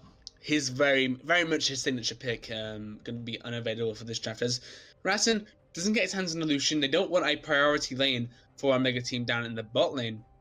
Seadogs will stick away big flash pick, and Nana Morgana very much targeting the spot side, looking to try and punish these players. Well, a lot of bans, as you said, relegated over to the bot lane. I like actually the Silas ban, because the thing with that is you can put it into so many lanes. It's a very, very important first pick flex pick. So they're avoiding that right now. The final ban being kicked out is going to be Rom. So, okay, let's count it. 4 champions that are likely to go to the bot lane now taken off the board. That's a really restricted champion pool. Yeah, but looking at that kind of area now, Paka has got his hands on the cannon. I imagine some big teleport plays with the slicing motion will be very much made in that top side. And Cannon's also a very, very nice blind pick. There aren't a huge amount of top laners that can punish it too hard. Sure, there are picks that can get onto Cannon. I imagine something like a Riven or like at least a big playmaker could possibly look to try and stop that matchup. However, Cannon, a very safe pick, makes it very hard to do that. Yeah, and Chaos, he isn't yes. really the player who I would expect to go and try and snowball against Paka. Oh, that's going to be a relatively rough lane. Not, of course, too rough for the Ornn, as technically it can be also flexed over to the jungle. However, likely we're going to see it. Or support. We haven't actually seen that much, but definitely can go there as well. Likely be going, however, into the hands of Chaos, as we have seen him play that a couple of times. Now Zac is still open, which raises a lot of question marks for me, because this is the ultimate comfort that you can get if you're Pineys. And if you get Pineys on his signature pick, this guy can completely turn the game around. He's had so many amazing games on that green blob man that, yeah, it would be insane not to pick it right now. Yeah, and Ken and Zac, big comfort for Paka and Pineys Pineapple. My question is, what are you looking here? Do you want to look in an ADC? Do you want to look in a support? Or do you want to look at a mid laner? Personally, I'll go with the support here. Because Noah has a big champion pool. You can let that through for the second man phase. Get him on a hyper carry. There are plenty available. And getting that fresh secures yourself a big playmaking lane. And with the Kennen around, but the Kennen being able to TP down and make a big play with the Zac, with this incredible gang potential with the elastic slingshot, that Fresh just it kind of explains the whole story of what I told you. Ken and Zac Fresh, we're making plays round bot. Accept that. Yeah, well, this is just such a catch-out composition. You can get so many engages in every point in the game. That's what I meant to say. You will have set up in the bot lane. We'll have set up in the top lane as well. And Zac is just a walking crowd control resource. So, well, he's just going to be able to go to any single lane. Now, we are still missing the mid lane bans. And the thing with Weedfish, right? He can play so many goddamn champions. We have seen him perform on Vladimir. We have seen him play something like an Orianna, I believe, at least. And if you give this man, once again, something that can possibly even snowball into a Katarina, he's likely going to be taking that and running with it, trying to bully Quetzia out of the lane, which again, Quetzia just kind of has to withstand, given the last performance that we have seen him in. Yeah, and We fish. There are plenty of picks you can use to try and abuse the Katarina. You could very much just look to pick something like a Zia or Zaraf and say, we're scaling. That's going to be our plan. We're just going to sit back, farm, and scale, and maybe poke you out a little bit. That could be the option that Weedfish goes for. Give that late game insurance as well the players made. But he could pick a Roma, something like a Radiant Soul to Leah. Showbots the aren't incredibly in favor of the meta right now. I have seen him play those picks, so he could go with something like that can just get around the map very fast and put even more pressure bot and have the kind of threat of the 5-man. And right now we're seeing that Tristana taken out from Noah. You mentioned this to me between games. Noah has had so many aggressive engages that Tristana, again, one of his most signature cover picks, and not many AD carry bans actually coming through from the side of OG. Just that vein, something like a Xayah is still left open, which I do believe would be going pretty nicely with this very Thresh. Still 10 seconds, however, left for OG to lock in themselves their composition. And I already feel like they have given a bit too much comfort to Team Alpha to be really able to take this game away very cleanly. So we're likely looking at a pretty rough game for them, something that's likely going to drag on for around 30 minutes or so. Yeah, the Xayah being locked in this bot side, Rastin played it last game, and whilst he didn't have a terrible performance, he wasn't really able to get a huge amount going as now. Noah, hovering the Ash, I'd hope he'd be on something a little bit more snowbally. I think, yeah, something like a Kaiser, the big hyper carry, that's what you really want to see from Noah. He is that standout player on this roster, and I'm expecting him to really try and carry this game, especially when a lot of these players can be made bot. If you're able to get a lot of gold onto a Kaiser, come like 20 minutes, 25 minutes, if you're able to funnel like a lot of kills, get the CS, tower platings, even a tower, that is a lot. That's not going to happen, but Yeah, they're not going to look in Shaco here. They're going to be looking in a mid laner. I quite like the Corky shoutouts the Twitch chat had. Shoutouts to you guys. Very, very nice, both for scaling and also the fact that you can use the package to get down bot and how high your laner there. But Weedfish, he's going to be opting for that's a Kassadin. Okay. That would not be the pick I would instantly go to against the Katarina. Katarina going to be hard looking to snowball, and as a Kassadin, you are fairly weak in the early game. However, what I quite like here is that you are still giving Weedfish that scaling. You're expecting him. You're giving him an initiative to say, okay, you're not going to die to Katarina, but just give you Kassadin, let you scale up, hit that level 16 eventually, and you look at the scaling on the side of Team Alpha with a Kaiser, with a Kassadin, with a Zac. Like, I look at their team fight in the mid to late game, and it makes me kind of want to throw up in my mouth at how disgusting the late game it is. But you see on the other side, Omega Team, they finish off their roster with a Pike. They are going to be looking to play a little bit aggressive. They have a lot of these big snowball jump on you champs, Nocturne, Katarina, Pike, etc. The problem is, can they execute on that, the amount of tankiness that there's going to be on the side of Team Alpha? Yeah, well, that's going to be the big question for me. Also, I feel like this Pike pick is pretty strange, if I have to say, because you generally tend to pick Pike with an AD carry that you can either leave alone in lane and move over to mid lane to try and snowball there, or something that can actually win you the lane. Xayah and Pike is pretty difficult to play, even when you're playing into a Kai'Sa, because you're going to be facing Thresh. Your stuns are likely not going to connect. So right now, we're going to have to see. It's going to come down to the execution. And correct me if I'm wrong, but I saw this in Twitch chat. Again, did these guys literally just pick in order? Yes, they did. Yes, they picked in order. Is that like, what's it called? A curse sign or something like that? Because Jesus Christ.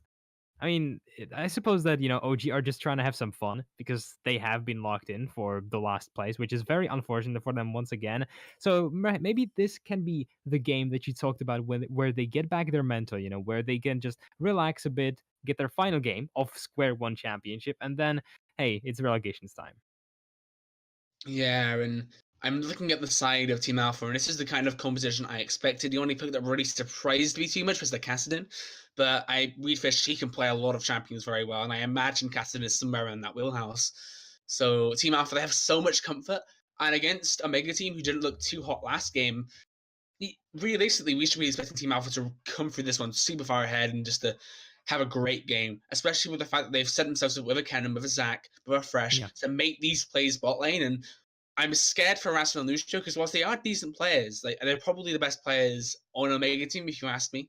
Yeah, I would agree. But they're still going to be under a lot of pressure, and I'm not sure they're going to be able to survive, especially with a pick like a Pike, which I'm not sure is the best pick here. Pike usually wants to go out aggressive, make plays, but if you know that there's going to be a Zac in the bot lane, there's going to be a Fresh in the bot lane, could be a Cannon TP coming down, even Casting with his Riftwalk can get down very easily. I worry that he's just gonna try and go in, make an aggressive play, and then just die for it because there'll be someone else there. I would much prefer something a little bit safer. Honestly, maybe something that helps you out of dives. Tarek isn't even too bad of a pick here. I think Rakan would have helped us a little bit more just to be able to get in and get out at the same time. Yeah. And even something like Galio perhaps would have had Oh fit yeah. better. Oh, Yeah, Galio but would have been great here. yeah, however, it's going to be Pike, something to look to play aggressively, and perhaps they want to play around the level 6 power spike with Matt, with that Nocturne in the jungle. Can definitely be something that they can try to utilize, because while Zach gets a really good ganking potential from level 6, he can do so even before he reaches that ultimate, whereas Nocturne is pretty goddamn reliant on reaching that level as soon as he can. So if you actually get a good engage off on Thresh and Kai'Sa, they don't really have much defensive mobility. What I mean by that is Kai'Sa can jump, sure, but only forward. Thresh can jump, but only forward. And if you get them with the Bone Skewer, when Matt is around your lane, with this Nocturne, there is actually going to be a lot of burst damage, so they can try to utilize this power spike to try and kill Noah together with Alone. That's true, but you've invested a lot in dive here. But the problem is you're going to be investing all into Noah. Okay, so True. take envision about a 35-minute fight. If it get, I don't think it'll get that, but imagine a 35-minute fight where Team Alpha start to scale that there's casting level 16, etc., and they get a dive onto Noah. They're going investing 3 members down, trying to get Noah down. They managed to get him, but Yeah. what's happening on the backside? Casting level 16 on your Xayah. Guess what? She's dead. And now Exactly. he's just using his ultimate, popping up left, right, center, all across the fight. And the issue is now is that they really need to win early game, because the late game fights you can invest all this dive. But the problem is a lot of it is single target, and there are multiple threats on the side of Team Alpha. Yeah, as you said, they have to win early game. Omega Team, they have drafted themselves something that works pretty nicely in early to mid game, but as soon as the game sort of flips into the 30th minute area, they're completely screwed, because they're just gonna get out team fought as well as out 1-3-1, because that's what the Team Alpha's composition works perfectly at. They have two strong side laners in the case of Kennen and Kassadin, and they have such good front line in the Zac and Thresh, so they can play anything. The problem is they have to get there. They have to get to that minute, I don't know, like again, 30. They have to get a couple of items on Kai'Sa. They have to get that level 16 on Kassadin, and after that, they can really become a team. Now, what Team Alpha usually do is, once again, they put Pineys into that bot lane and snowball Noah. That means that power spike is much, much earlier, and Team Alpha usually gets to get that win before even the 30th minute, like 25 minutes, because they're just able to group together and team fight. So likely what's going to be the story for them even in this game. Yeah, and whilst we're in the loading screen, we can quickly introduce the team. So on the blue side, it is Team Alpha. Packer has his signature Kennen. Pioneer Pineapple has his signature Zac. Weedfish has the Caston. Not a huge signature pick, but then again, Weedfish, he is the man with the champion ocean. He can play a lot of picks, and Caston, expecting him to do well on that one. Noah, on AD carry, he'll be taking the Hyper Carry Kai'Sa, which certainly isn't out of character for him, and Alone will be taking the Thresh. Do you want to take the other team?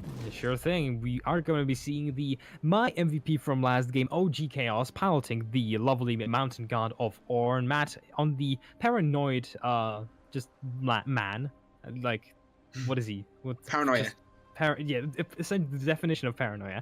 In the jungle, in the mid lane is going to be Quetzia on his signature Katarina, Rasen on his signature Xayah, and Lucio on a Pike. And, like, now that I've actually said it, it's a bit weird, right? Because Quetzia has comfort, Xayah is also a comfort for Rasen. I'm unsure about the Pike on Lucio, but Matt also on a Nocturne. These champions don't really click together too well, and yeah, this might just be the very big game that they wanted to have fun, you know, just some good of ranked flex, essentially what they're doing, except it's for points and for Team Alpha to get into the 5th place in SQ1. Well, they are trying to scout and invade here, see if the side of Omega team do end up walking in here, but I don't think that's going to happen. They're just flashing the mastery. Yeah, fun fact, Team Alpha, they have 4 Mastery 7s in the team and 1 Mastery 6. That is the level of... actually killing my ears. That is the level of comfort. Look at the level of comfort these guys have. This is like... God. Oh, both man. teams on comfort. Like, which one is gonna be able to out-execute the other one? That's the question right now. Okay, I'm actually gonna move away because this is so goddamn loud in my audio. But the thing is, right, while Team Alpha, while OG are on their comfort picks, Team Alpha, they're also on comfort picks, but they actually work together really well. And so you end up in a pretty wonky situation with Omega Team, where they essentially have to win early game, which isn't something that we have seen them do too many times. So a bit unorthodox for them. Let's see how they're going to be able to win this early game. Yeah, let's have a look at that as now the junglers both going to start bot side. We could see a contest over the Scott, but I don't think that Zach is going to walk over and grab it. What was the U for? The U4 was for Wheatfish getting the Q off on the Quetzia as soon as Katarina walked to lane. So essentially, Kassadin won the lane already. No, but you're definitely right in the sense that Zach doesn't really want to contest Nocturne at any point in the game. So that actually opens up more room for this Nocturne to try and, win this jungle matchup. I am perhaps expecting some invades as soon as Quetzia decides to play the mid lane and just push Kassadin under his turret if he's able to do so. So that can be, once again, an option for OG to take. Yeah, what Seadogs wants to do is now a level 2 flash hook forces the flash from Pike, and flash or flash, quite unfortunate, but Mantline 418, he is here on the Nocturne, he's looking to make a play alone. He isn't alone, but Noah might be, as now he's surrounded by 3 players, is able to just walk through the bushes right now. The fear will likely come down, and the flash forward from Noah. More flash back. That's a very wait, no, it was important flash forward by Matt, but Pioneer's Pineapple, and able to get the last decision off, and now Messiah forced a flash out of that one. That was a close shave for him. A lot of early engages coming from both sides, really. Alone, trying to get Noah ahead very, very early on. Again, this is what we want them to see, because that's what they've been doing this entire season, and that's what has got them this far in. Unable to get a kill. However, they have been able to force a flash out of Pike, which is actually very important because the only real combo for him to surprise you with is that E flash. Well, it's going to be unable for him now. I thought that Piney's was perhaps going to path over to the top lane, but he knows that Ornn is going to have it warded, and so he just returns to farm for that level 6. Oh, and the death sentence has landed onto Lucho. He's trying to dash out of this one. The Ignite has come down, but he also oh my goodness, look at that damage from the Blade Pool. Rastan going to get the first blood down, and Noah, he's been ignited, he's going to go down. That's a double kill for Rastan, and that's not how we expected this bot lane to go. And we said so many times that Noah is such a big player for the side of Team Alpha, but well, that's come mid game, come late game. Now he's getting bullied. Wheatfish going on to Quetzia in the mid lane. Right, well, I said that OG wanted to win the early game, and they're certainly achieving that in the bot lane, at least as of now.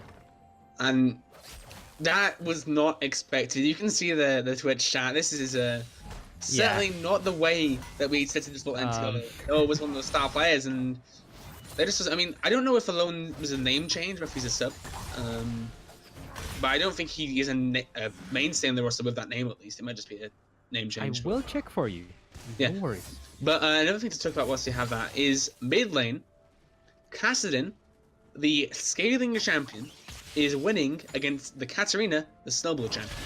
Yeah, and that's simply just because Kassadin is ranged, essentially, so he's able to just poke this Katarina down, but Wheatfish is actually going for so many good trades where he is essentially out of reach for the Katarina's dagger, so she cannot even jump on top of him to deal any amount of damage, so it's pretty impossible for him to lose that lane. Now, level 6 is going to be hit, and Quetzia can try to jump in. The fact that he doesn't have a flash is going to hamper him a bit, but he can technically try and go for the kill still.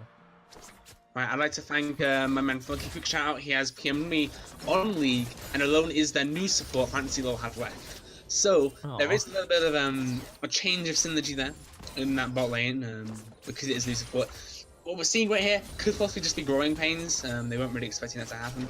A lot of, actually, like, all the summoners have been burnt in the bot side too, for the bot lane of Team Alpha, so it's going to be a little bit of a rough one for them, especially if Lucio can really pull the trigger on these engages. What I'm not a huge fan of, though, is this Nocturne constantly looking for ganks for presets. I think he's invested, like, sure, maybe the first gank, got a flash, fair enough, but you had to flash yourself. After that, just go and power farm to the level 6 mark and then use your paranoia across the map and make a play then. What he did right there, he just kind of sat there for like 30 seconds, for 20 seconds, or 10 seconds, and did nothing. And the reason for that was, however, that he had his wolf camp up in the bot side and nothing else, so he was just waiting for the crab to spawn, so technically he's not losing that much time. He could have been perhaps a bit more time effective, but still, he wants to get this bot lane ahead. He wants to continue this snowball, which is good to see. He wants to see this Rasen succeed against this Noah, and as you now said, alone, a new substitute, which is perhaps why we saw that 2v2 kill, or the 2v2 kills in the first place. Yeah, and now, Zach, he has gone for the Raptors, but he might be caught out in a little bit of an invade. We'll see what happens. Back number 18 is not able to get much. He's just going to get warded on, and that's going to be the story of that. It's a lovely emote, you know, the penguin. One thing to also look at is the reason why Zach could do that was because the Castellan had priority in the mid side, which means that he could just walk in, get the Raptors, and knows that if anything does go badly, Castellan has to push. Katarina's stuck on a tower, which means that either Katarina rotates up, loses CS, or Katarina does not rotate up, and it's a 2v1. And right now, already a 20 CS deficit once again against Quetzia. He's just not having a good, even series this time. Wheatfish is just trading against him, and he's way too scared to even go for a trade back, because if he jumps in, he knows that there is no way out. He's too scared to commit, and he has just the Amplifying Tome and a Longsword, and Wheatfish, he's just staying so safe. He hasn't even popped any of the Corrupting pot pops. It's just such a scary thing. He's going topside. The old one has also come down. Slicing motion. Gonna try and get a lot of damage now. 99 for 18. He has got into the melee range, and he gets Chaos a kill in the top side. And whilst Team Alpha certainly pressing around the mid lane and in those invades, the side lanes are actually quite struggling a little bit. Yeah, and we expected that it was going to be Team Alpha being the dominant team moving into this match. So right now, OG, they have drafted themselves the earlier composition, and they're fulfilling their win conditions at least pretty goddamn well. They see that Matt has level 6. He wants to be snowballing on this Nocturne. So he goes in as soon as he has the Paranoia available. He goes to the lane where he has a lot of setup. And well, it's a quick kill for him. Pretty much flawlessly executed. Oh, and now Weedfish, he has the blue buff available, and they are looking for bot lane. They're going to be going for this dive, I imagine. Ras and Lucio, they may have sniffed something out. The teleport has come down from 1. They're going for a 5-man on the 4-man, and they were spiked out. But the 1 TP, it comes down. But it just really zones them off, and that's about it. Unless he can get something off onto Weedfish and Pioneers right now, but I don't really see that happening, as they're going to kind of step up, but I believe the Scott Crab did go over to Zach, and that's going to be the end of that, as Kennen now has a lot of priority topside, able to catch a lot of the CS and probably get a plate in. And you said that it was Mad wasting time in the bot lane. Well, now it's also joined by Chaos, unfortunately utilizing the TP to not the greatest extent, let's just call it that. Taka able to get this lovely gold play. And he flashes when the Q is on him from the Zach, so he's just going to go down there alone. Gets the kill, unfortunately. Very unfortunate. And now they're giving the lead back into the hands of Team Alpha. Yeah, that's unfortunate. Oh, the Featherstorm has come out, and he just, throws himself in. I guess the ultimate and just leaves, and that's fair enough. It's a lot of pressure now. Rasen now, his only escape tool is a flash, and obviously Flash very good at the whole escaping thing, but with that being the only thing available means that he is quite a vulnerable lady carry now, especially against the likes of Refresh, who can very easily get good at gauge off. Alone, he does even have the flash up. So if he goes for a flash, flay, and a death sentence, there is no way that Rasen can try and just escape from that. Of course, Lucio is going to be able to link up with him now, but Piney's Pineapple is still playing around his bot lane. He wants to go for a gank so badly. Now, Quetzia, he knows that Kassadin isn't there, and they are gonna be going for this Infernal Dragon. Not even spotted out just yet. Oh, well, they have been spotted out by the Scuttle Crab. Sorry, my bad. Oh, they have, and we'll see what happens. The Paranoia has him up now. Zach hanging out outside the pit, but there's 3 members here. Fresh gonna go in, flash out. The dragon is slain by Mount 9418, and that's gonna be it. That was an odd contest from the side of Team Alpha. They're not gonna be able to get anything off of that. For not much that you could do there. Piney's Pineapple tried to go for the steal essentially over the wall with the Zac, but well, he didn't see anything, and as a result of that, sorry, he was unable to do anything to try and contest that Infernal Dragon. It's pretty nice that they managed to get it, because once again, a very heavy damage-centric composition, that's a mouthful, for the side of OG, so being able to get that little bit of an extra damage, even to be scaling into the late game, is gonna help them out a tiny bit. But the problem is, they are not shutting this Kassadin down.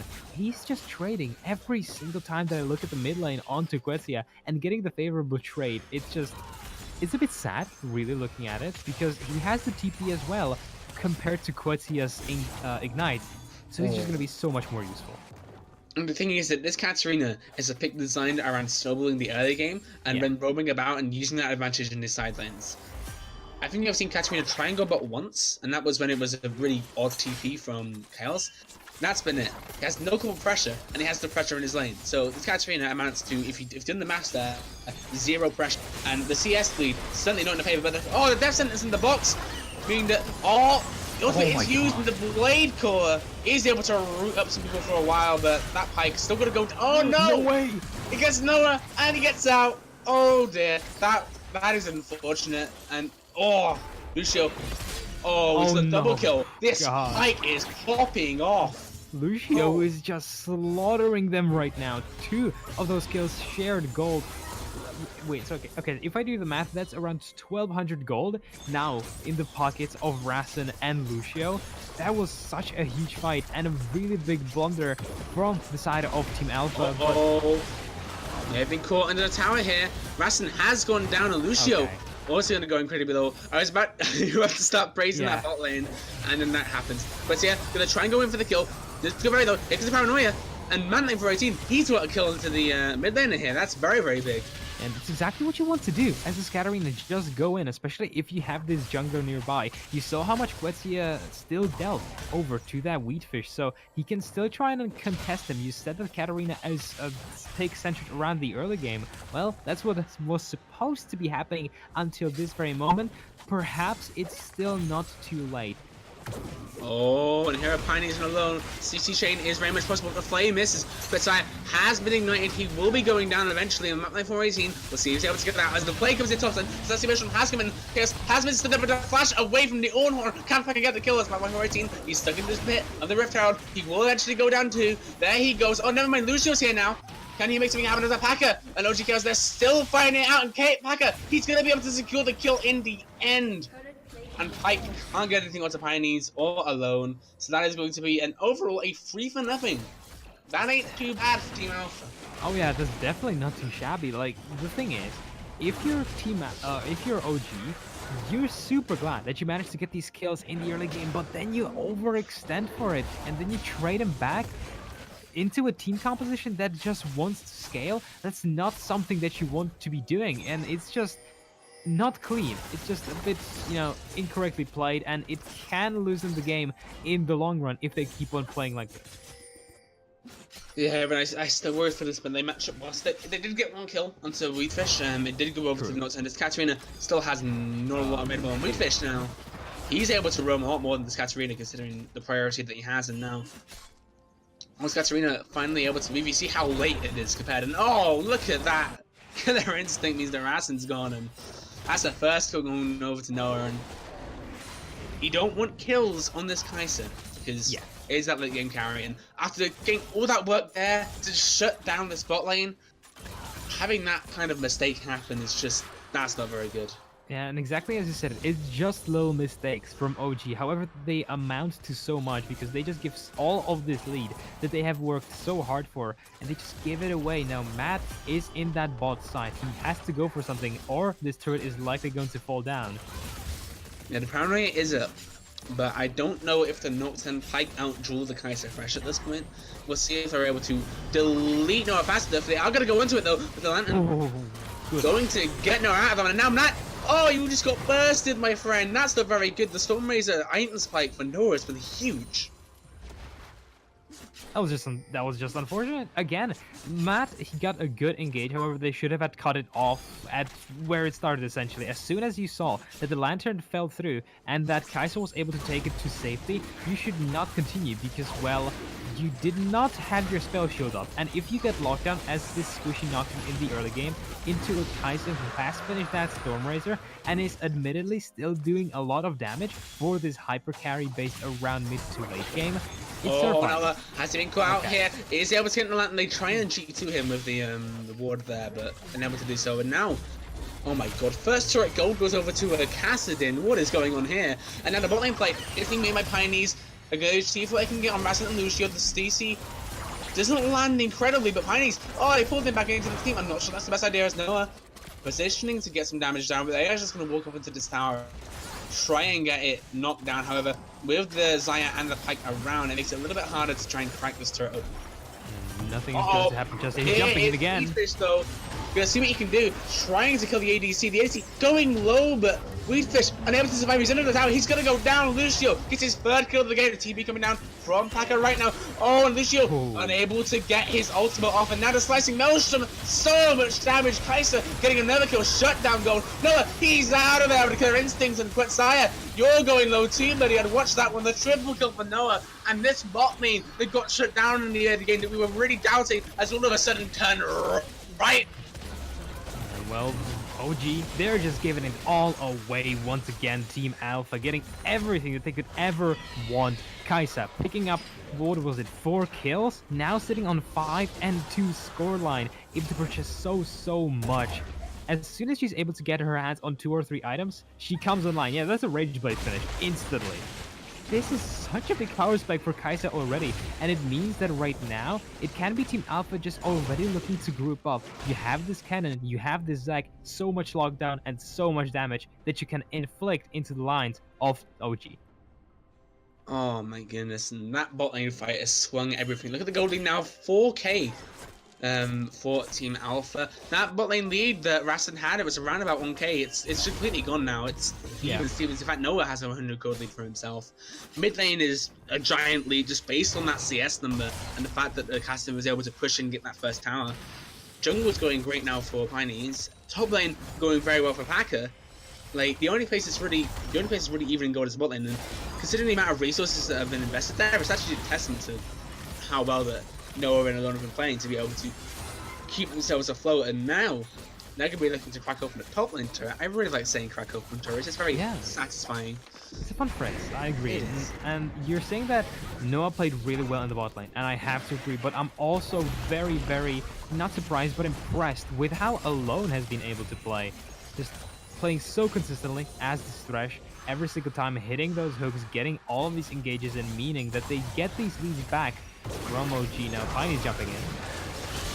Oh, and here's the Slicing Motion with so much damage going on. It's a 3v2, but it's actually Team Alpha who are coming out on top. The Zac and the Kennen Big picks out. Oh, here's Weedfish, just now a 3v1.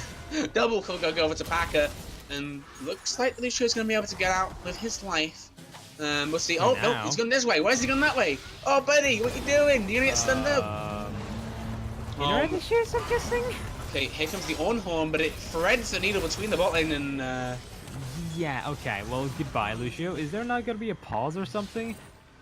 That's a bit puzzling. Do you think it was a disconnect or just a quit? My odds are, I mean, they haven't paused, which is what interests me, because usually if it's disconnect, right? Or just pause. So I don't know what's happening with our Mega Team right now. There's the pause. All right, there it is. Took a while. Okay, well, our Lucio is down, you know. It's just that he had 3 and 2. It's okay, no worries. Now, it was a great fight over there from the side of Team Alpha. Of course, you do have this Paka on that cannon, so as soon as he finishes Hextech Pearl build, it's essentially a full build because he only wants to go and lock people down and possibly blow up the backline just with that ulti alone. So he was able to do that. Yeah, we're seeing a question mark by OG Weedfish, and then support crash. The chaos. Yeah, but one thing to talk about here is I think Omega Team because the last I think 4 casts I've had now, 4 games in a row, I've been able to cast Omega Team. So I've had a bit of time to study the team, have a look at how they play, and if I were to kind of like bring up one big issue from them, it's translating early leads into kind of mid-game advantages. Mm-hmm. And getting objectives to what they actually being able to stall with their leads. What seems to happen is that they had the lead, like look at bot lane for example, they had a big lead there, but then instead of being like, okay, let's use this to go up, get some wards around, make sure that we can't get engaged from without us knowing, and then use that pressure to push in, get a tower, push the dragon. Instead, what they look to do is they don't ward that much, And the problem is, what happens then is that you look at the likes of Pioneers like Packer, who can walk up and make plays alone. If you are sat alone in a little more today, like you look at, they have decent wards in the enemy jungle, but they haven't actually got wards around the lane. That's the key area, because now they will get punished for that, and that's where they lose a lot of their leads. For the last few games, they are able to get solid leads, usually somewhere on the map, whether or not it's mid with the Katarina, or not it's bot with Ras and Lucio, etc. They're usually able to get a lead somewhere. It's just they can't seem to translate those leads into a lot of pressure. Yeah, and it's like one of those kind of solo queue mentalities in a sense, where you're like so hyped that you manage to get yourself ahead and you suddenly feel like you can lift a mountain, but then you overstep once, then you overextend it the second time. Suddenly, the goal is even, and if the enemy team is playing like a team, you're always going to lose a 3v2, no matter how ahead you are.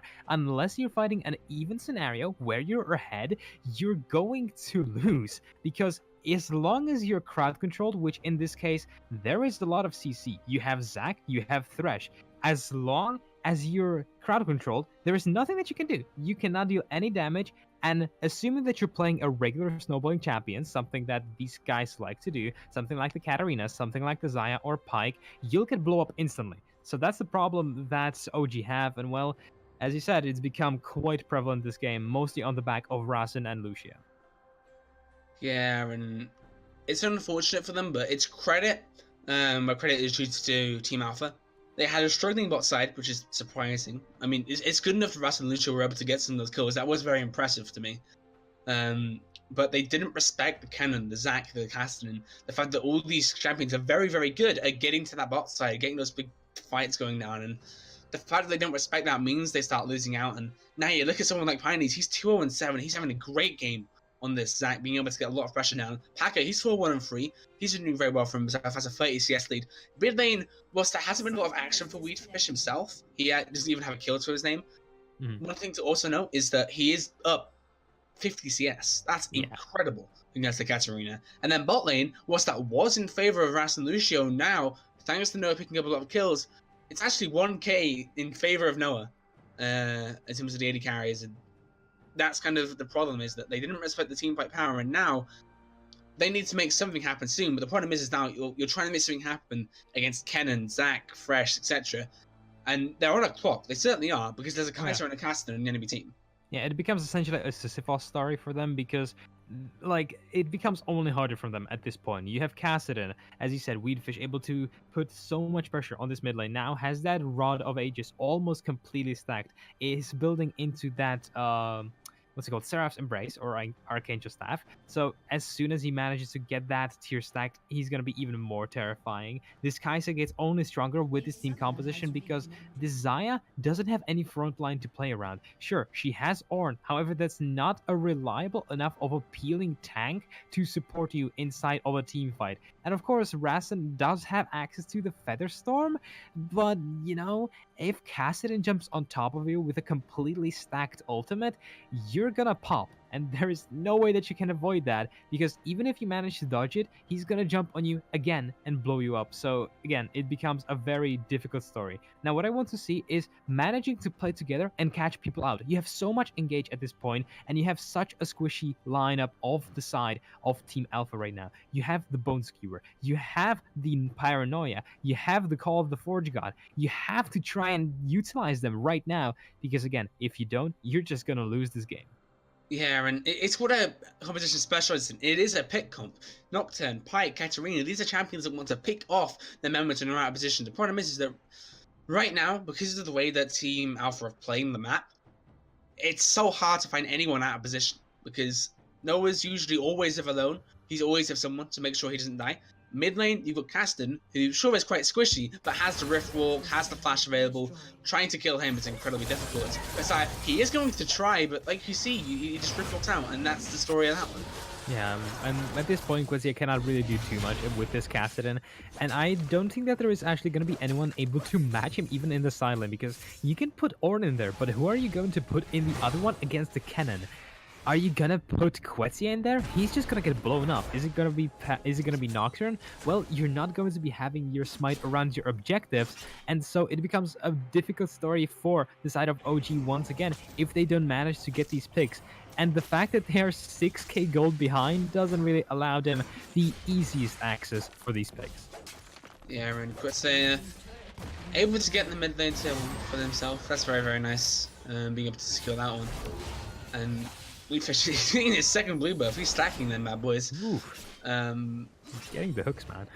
And now you look at the casting, full stacks on the roller. The Archangel staff slowly but surely stacking up on that one too. You're looking at casting in the next 10 minutes. Like, if you look at him in the 30-minute mark now, that is incredibly scary to face. And it does mean that Omega Team, they have a lot of pressure on themselves. The Infernal Streak is up right now, and they're nowhere near it. They're going towards the Baron instead, which is a surprising call. It's a ballsy one too, but they're going for it. Can they actually burst it down quickly enough? It looks like they might just be able to... No, I don't think they're going to be able to. Team Alpha. They seem to have sniffed this one out themselves with a lot of wards. They are going to be heading up themselves. Man over 18 trying to use the plant to heal them a little bit, but that's a bit of a problem because you just got deleted, and now Wheatfish, River's Dreadful, will be chasing these guys down. Very far. Storm has been used, is able to root up Wheatfish, but here comes Piney's. He gets himself the stun, and Packer gets a kill. And that is going to be able to run over Omega Team now. They go for a Baron play, does not work out, sniffed out by Vision. And that's why you need to get sweepers, boys, because if you don't use them, you're going to get caught out. And now, oh, look at Piney's now. He's on the back line. Look at the stun, look at the CC, look at that chain. And now Lucio, the flash hook by alone. Blitzed him off, beautiful. And the triple kill going over to Packer 8-1-3. He's actually having a great performance on this cannon. Oh, yeah. Paka is 8-1. That's absolutely insane. Now, are they going to be able to crack these turrets open, as you would like to say? Hey, you say break them down, rip it up. Crack them up. Crack them open.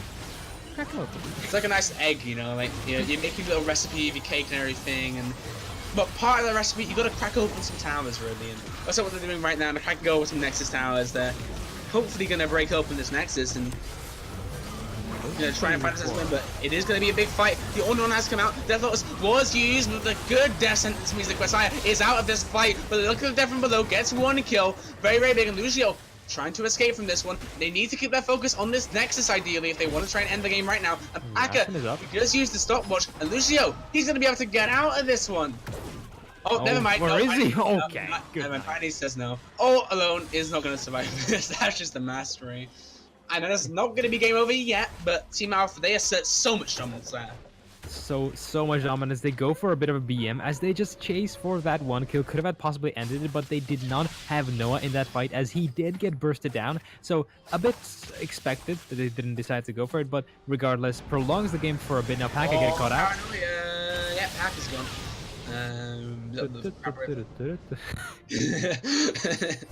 But Noah, he's sitting on a bush. It's unrewarded. He's actually got the cheese mushed up as a Kaiser. Misses the W, but I don't think that matters in that chaos. He's going to be forced to flash over this wall eventually.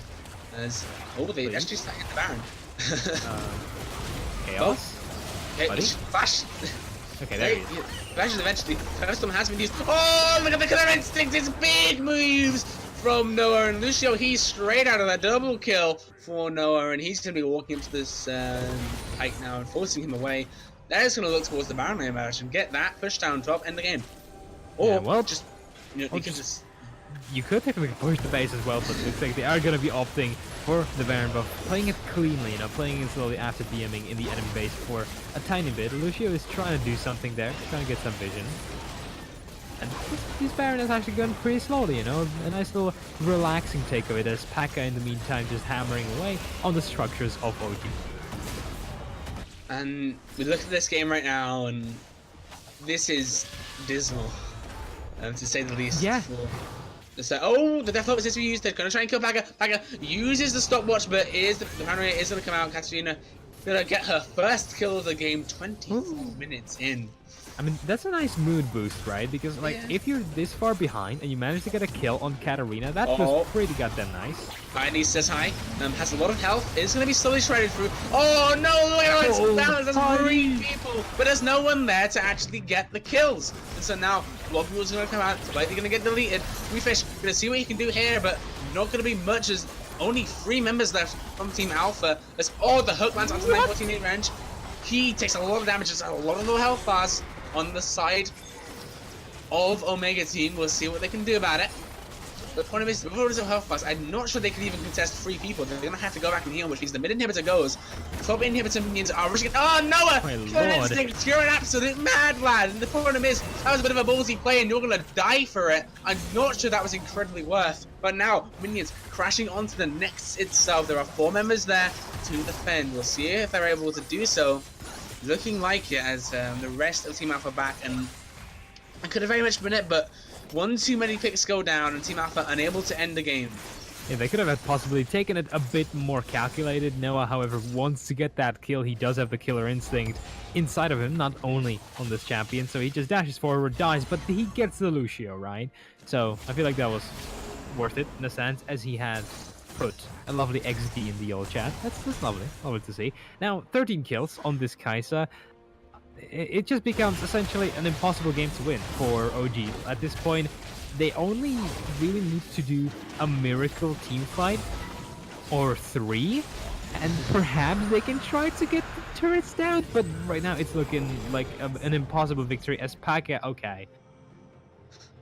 You know, Oh, I think that all chat. That's unfortunate. So, the top laner of Team Alpha, Packer, he has 4v5. his team has crashed, and his team is the league has crashed. But then Chaos responds, "You can 4v5," and that kind of sums up Omega Team's confidence right now. It's in the dirt. It's unfortunate, yeah. But Oh. the thing is, right, they are going to be going into the relegations, but the main thing right now for them is that they, again, just have to go through a bit of a recharge. They have to go into a complete reboot, I'm going to say. I'm not actually sure how long we have between the end of playoffs and relegation, or well, the end of today's game and relegation. So it can actually be the matter between resetting properly and just being tilted for those relegation games. Will depend. I think that OG have something in them, right? It's like at the core they have a good idea. It's just that they make so many little individual mistakes that always cost them the games, as you rightfully pointed out, after casting so many of their games. And well, looks like they're gonna have a nice little send-off to SQ1. Yeah, and now the only lane that doesn't have an inhibitor down is being pushed in. Apparently it is used, and here comes the cool force good. The Triumph the redemption is down, and the Lucio taking a lot of damage on the backside this way. Backline 418, he's jumped into it. Oh, that's actually Maelstrom! I had to show that because look at that damage, it is huge. Here comes the killer instinct, that's gonna get a kill. Rastin, he's nearly going down. It's a huge slaughter for Team Alpha. They finally get the team fight they want, and that Nexus will be no more alone. Trying to get a little bit of a fountain dive going on there, but not going to happen. Team Alpha, finally, they finished the game. They managed to get it. Good for them. Now, I'm just opening the foldy sheet, and okay, so if I get this correct, I'm actually gonna give myself a cookie or something. So, Team Alpha have won the series, and they are going to be facing Seadogs in around a couple of minutes, around 15 minutes or so.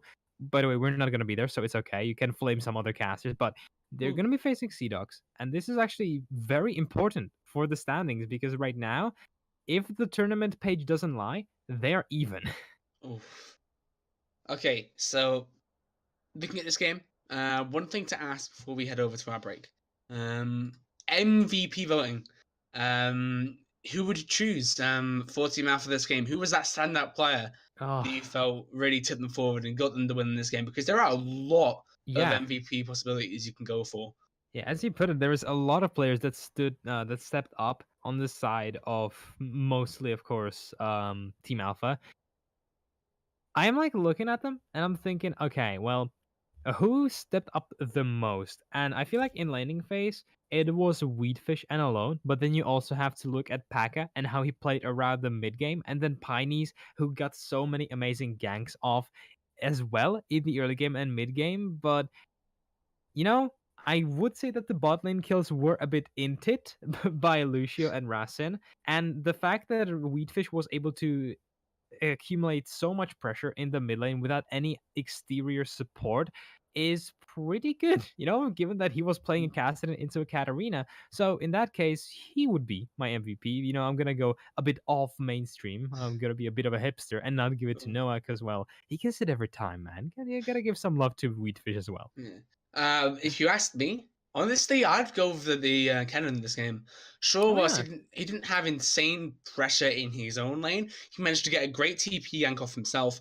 And you saw every single one of those fights, the slicing motion was so key. He managed to get so many people down super fast. And look at his kid game 9, 3, and 8. You look at the damage, he did the second most in the game. Obviously, no, he did a lot himself, but that was kind of expected. Paka did a fantastic job on this Kennen, just destroying any sort of backline threat Oh yeah. that the side of Omega team had. But, that's my personal opinion, and we will be heading towards another quick break. We are lucky you have a free game stream today, and as I quickly head over to the cash sheet, I'll let you know the last game that you'll be seeing will be Seadogs versus Team Alpha. Team Alpha coming off this win. Very, very confident, very, very strong. We'll see what they can do. They will be versus Seadogs, and casting that one will be Darkzil and Sherlock. So don't touch your keyboards, don't go anywhere. We'll be right back.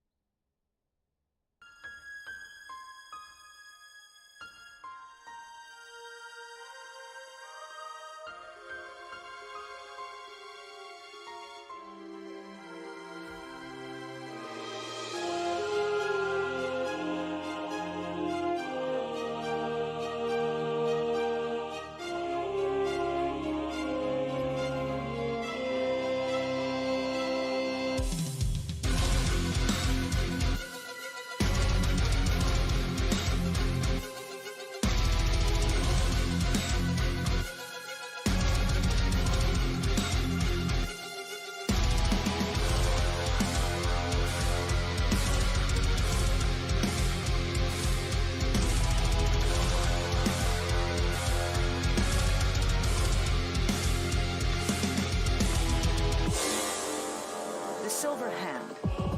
We're going to slaughter them. All of them. There will be none left living to tell their stories. Bring me their heads.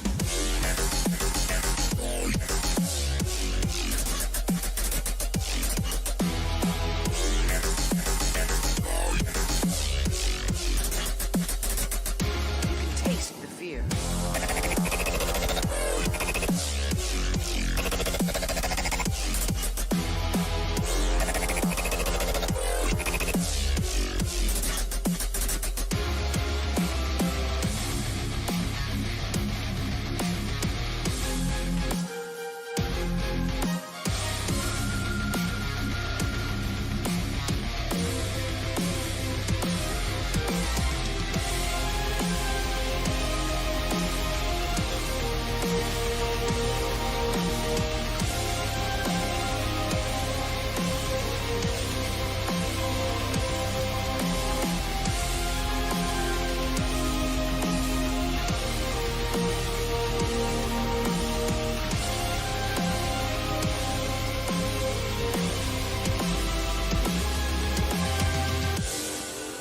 Some can't separate the animal from themselves. Go feral.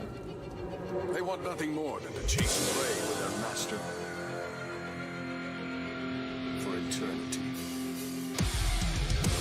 I want you to seek them out. Strike them down as a true warrior of the wild. You have taken more lives than honor demanded. We take matters into our own hands. We'll wipe them out yet.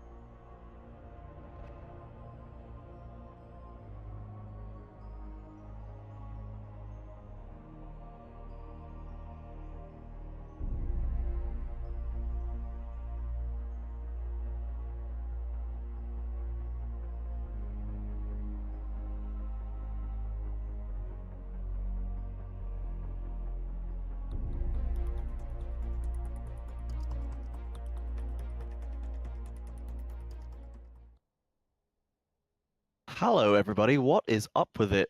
I am CJ. I am not potentially who you thought you were going to be hearing before. You guys were booked in to hear the dulcet tones of Darksil, but sadly we lost him. So I'm here. I'm answering the call. The bat signal went up. Forecasters, I'm here to bring it to you with my color caster Sherlock here today. It's our first time casting together. How'd you feel about that? I'm actually pretty excited. I mean, I've been casting every single game with Darksail for now. I've been casting one game with Byron, I think, but this is gonna be hype because we have a hype matchup today, and first time we're casting together for this last match of the regular season. So for this last game, we have Team Alpha taking on Seadogs. Whoever wins this match locks in the 5th spot of the regular season, which is actually quite important for the playoffs, because currently in the rankings, Royal Reaper is first, GG is second, and then you have Lauganma and CBA. So the winner of this match will take on CBA in the quarterfinal, and the loser will have to fight LGM. And sure, LGM have had lows during the regular season, but overall they have been showing so much raw power, raw skill in during the laning phase and just in team fights, in their coordination alone, that it makes them a very scary opponent that both of these teams don't want to face in the quarterfinals. Indeed. LGM is definitely a team where it's really hard to kind of feel your way out and play and draft against them, particularly. As you said, they did have some lows, but their power is so high and their drafts and the way they can shift players between roles and positions is so hard to Yeah. anticipate that I think that CBA is a bit more of a known quantity, whereas LGM, you never really know what angle they're going to come at you from. So I think over the course of a best of 5 series, or a best of 3, I think the quarterfinals are, but over the course of a series nonetheless, being at such a potential draft disadvantage when the enemy team can mix it up to that degree, I think is definitely something that both of these teams will want to avoid as they go into this one. So Sure. playing for an important placement here, both in the quarterfinals, and we are jumping into Champ Select presently for you guys. So we're going to see who these teams decide to ban out. Both quite very consistent styles. Both teams probably have a very good idea of what each one wants to play so far, and the first ban is absolutely as expected. Packers Kennen is taken away from him as usual. So Pagas Cannon is taken out. Next ban I expect to see is Pine's Zac. These two picks have been left free for Team Alpha to pick last game, and Pineys and Packer had a great time remembering people why you ban Ken and Zac when you're taking on Team Alpha. They completely stomped the games just as two. Yeah. So I'm expecting this last ban to be the Zac, and it's gonna be Corky, so you can expect either Henge to get the Zac in his hand, or you can be sure that Pineys will once again grab the Zac. Yeah, I think there's no way they let that one go for free. The Jarvan and Hecarim, both very strong natural jungle picks currently in this meta. Jarvan we see a lot of, and then Hecarim is very recently coming into fruition in the this patch and the last, both in top not so much, top more as kind of a pro play counter staple, but in the jungle a lot of Hecarim is coming through. A very strong early and mid game power pick. The Jinx ban is another one I'm interested to see here. It's not the traditional Noah Vayne ban when Vayne is still in a very, very strong position. We saw Noah have to bring out the Jinx recently because people were always taking away his Kai'Sa and his Vayne. So he adopted that extra hyper carry that he is so good at, and he did have a really, really strong performance on it. So strong it seems that Team Alpha want to see the Vayne instead of the Jinx ban. It's very interesting. Yeah, it sure is surprising to see so many AD picks open for Noah to grab, especially when Seadogs go on to first pick the Kai'Sa, because Noah is known for picking Vayne, who has a fair lane versus the Kai'Sa, but he also plays a lot of Tristana, so it's gonna be the Vayne eventually, but it could have been much worse for Felixor, because Noah has had so aggressive phases on Tristana that he could potentially have stormed that lane. But it's going to be the Vayne, so we're going to see how eventually that plays out for him if he manages to scale into the late game. And This is that's very the interesting. The Kale coming in there, that's intriguing. I think that will be Mammal, I would guess. Kale is definitely more comfortable in the top lane right now, and that gives them a Kai'Sa and a Kale. So once you hit that late game, the amount of DPS getting pumped out by Seadogs is just humongous, and it's interesting to see that we haven't actually seen the Zac pick yet. Paka took that Scion, which is something he's obviously very comfortable on, but his champion pool has not really been touched at all so far besides that cannon. A lot of options still on the table for him, and it's interesting they would take the Scion instead of pulling in that Zac, and that it was not taken away from them by SDS. So it looks like they are going to lock it in third, potentially. It looks like Hench wasn't wanting to play it himself just for the value of picking it away. There's only so much you can do if you tend to take a champion away from your opponent's power pick, but you can't even play it yourself. So I guess they just wanted to bite the bullet and take that one. They did take away the Corki in their last third ban instead of that Zac. So Wheatfish is a very strong Corki player, and Corki is a very strong mid laner in terms of the DPS he can bring out. So he would have the potential being able to match the high DPS that SDS are putting together. But I really think the Zac would have been a better ban, Oh. honestly. Oh, the Poppy taken away from big Hench. brain, Dang, big dude. brains. I was actually about to say that the reason they left Zac open was to see if they would lock it in and tell Hench to play Poppy jungle, because yeah. that is something I've seen him do in the qualifier. So I was gonna say maybe they want to counterpick the Zac with the Poppy, but now it's banned away. So I'm actually curious about what Hench is gonna play. We've seen him play Lee Sin back in the qualifiers, and we've seen him play Poppy as well. He had really good performances on the Poppy, and now that it's taken away, it's gonna hit Hench's champion pool really hard. And about the Scion versus Kale matchup that's supposedly coming in,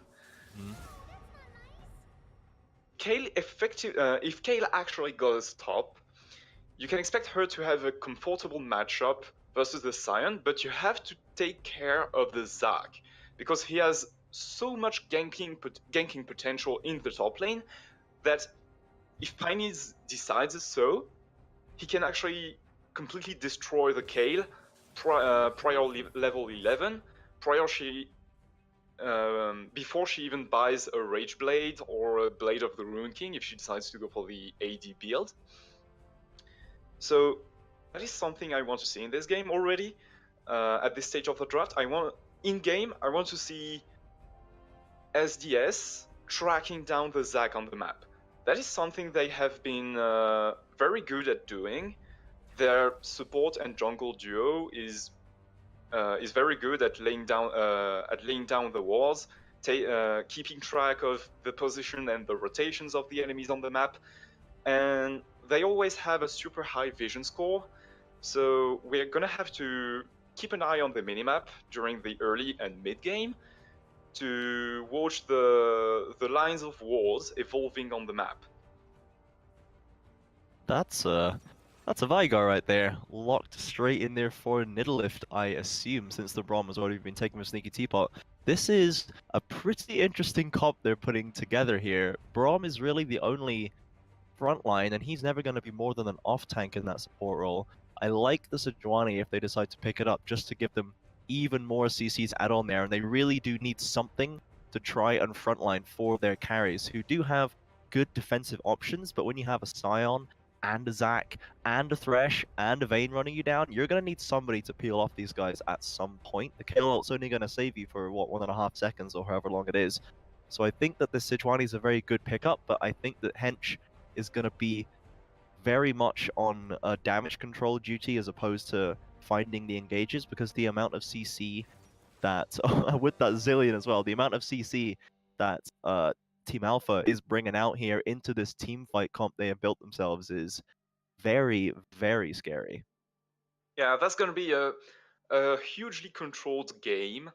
I feel like there is a lot of there is actually a lot of zoning tool as well, because you cannot get too close to Team Alpha in case of the Zag finding an engage, and for Team Alpha you can't run too near to Seadogs either, because you never know when a glacial fissure comes out, when the event horizon catches you, and no one on the side of Team Alpha has a blink, so they cannot get out of the event horizon. And Thresh's lantern does not go through either. So that means once he catches someone inside of that E, you can be sure he's going to get burst down because of the amount of control the team has. Yeah. And yeah, there is as well a lot of follow up, because once Kai'Sa, with the Kai'Sa, once you get a CC onto someone, it puts a plasma stack onto him, and she can use the Void Rush to close the gap. That means both of these teams either want to hard engage each other, or they want to keep the farthest away possible. Yeah, I think that at least the side of Team Alpha does have good options for both. They have super strong engage and disengage tools. Whereas I think that the side of SDS, apart from the Sejuani ultimate, really they're going to have a lot of trouble trying to start a fight if that's something they want to do. But looking at the way these teams are going to interact, I feel like it's actually never something they want to do. When they have the Vigar and the Kale and the Kai'Sa, the amount of value this team gets from just sitting behind their own towers and scaling to 35 minutes is almost unmatched here, just with the champions they have picked. And the later the game goes, the happier these guys are going to be, as it gives them a lot more chance to just suddenly win a fight off one really nice, like, Vigar engage into ultimate popping Noah, for instance, and then Kale getting a nice setup in a nice flank maybe, or avoiding that first engage and able to pump that damage out once she's got level 16. So I think that the onus is more on TAP to start good fights using the tools they have and to push through a team fight using the Zillion and the Vayne, the mobility, the speed that these champions can give to each other and to the rest of their team, that they really need to find a catch, and they need to shove it through, because the longer this game goes and the more that Manuel gets to farm, the more that Philistore gets to farm, the more that Vigar gets to stack up his Q, it's going to be even harder for them to actually make it stick. So I want to see the side of Team Alpha playing well around objectives, and I kind of want to see them pulling off some dives and things. I want to see them getting really aggressive, trying to end this game, because the later it goes, the worse it gets. Yeah, it also feels like Team Alpha has a bomb on top of them, slowly ticking off, because even though you have that Zillion to ult your Vayne once she dies in teamfight, so you have to kill her twice, it's not really that much of a problem. Because remember, Vigar can land down the event horizon onto the position where Vayne is currently chrono shifting, and because of that, once she get back up, she's stunned right away, and she'll just die. She just get burst down again. Yeah. So Team Alpha has a lot of engage, but they also have a lot of catch tools. With the Death Sentence, the Slingshot, and the Unstoppable Onslaught, they have the tools they need to quickly catch a target, and I want them to work forward to get the vision control, and it's up to them to lay down the vision wherever they want to fight. So I think that this game, with this amount of engage and pickup tools, this game is all going to be about the vision. So we have to pay close attention to how the jungle unfolds, because obviously the jungle decides where the vision is put down, because whenever you want to go ward, you have to make sure that your vision doesn't get picked off because the jungler was right next to it, and you have to make sure that you don't get caught just going to lay down a ward as well. So we're gonna have to watch carefully as the game starts. Yeah, I'm not sure if Alone is Fantasy Lol, and I don't know if I haven't kept track of the name changes. Fantasy Lol obviously was a prolific Thresh player, and he, as you were saying, he plays very well around Vision, which is going to be so important for Team Alpha this game. We'll have Team to Alpha, see if he's able Team to Alpha. actually make some impact. And speaking about early impact, Team Alpha is a very early aggressive team, and something we have seen them do a lot was early invades and counter invades, and there they are doing it because they have the Scion and they have the Thresh, so they have all the tools they need in order to be proactive in the early game. But it looks like they are just going to try the counter invade.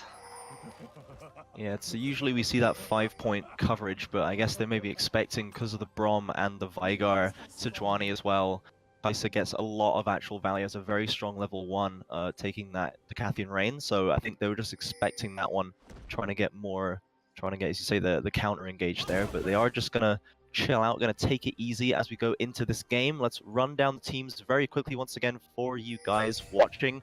For the side of Team Alpha, we have Paka on Sion in the top lane, Chinese Pineapple and Zac in the jungle, OG Weedfish on Zillion in the mid lane, and Noah and Alone on that bottom side. Then for the side of Seadogs, we have Mammal on the top lane on that Kale, Surhedge on Sejuani, Nidavellir on Veigar mid lane, Villastor on Kai'Sa, rounded out with Sneaky Teapot on the Braum support. As we go into the lanes here, which lane do you think is going to be the most impactful in these early few levels? Very early into the game, I think that if Pineys manages to get that Kale, to get the Kale down, it's going to have a huge impact later on. Because if they shut down the top lane as soon as possible, it means that the Scion will have a lot of freedom early in the game, and even in the early to mid transition, and he'll be able to impact other lanes with his global ultimate, as well as the amount of wave clear he has. So it looks like Pineys Pineapple is going for a full topside clear. Sejuani is already in the bot side of the map, so I guess we're not getting early top action for now, as Pineys is slowly going bot side. You can see that they did ward his blue buff though on the side of Seadogs, so they're trying to check if he's going there. They will notice if he does not show up on time, so they can really track that he is either doing a very strange path or at least on the top side of the map if he doesn't show up for his normal buff timing. So that's very good use of the deep ward there, good use of the priority they got early in that bottom lane. I think this mid lane matchup is going to be pretty boring in the lane phase, but it's actually really interesting to me in terms of the champions.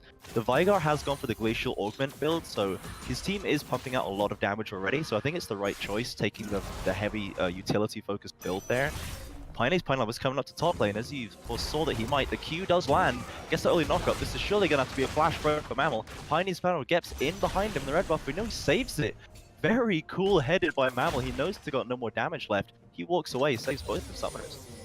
Yeah, he still has his flash, so that gank is not really that much impactful, because the flash makes it that the Scion can basically not kill you.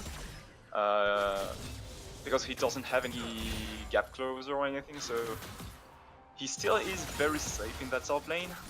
And with that, they can now know from the amount of CS that Pineys had that he still hasn't cleared his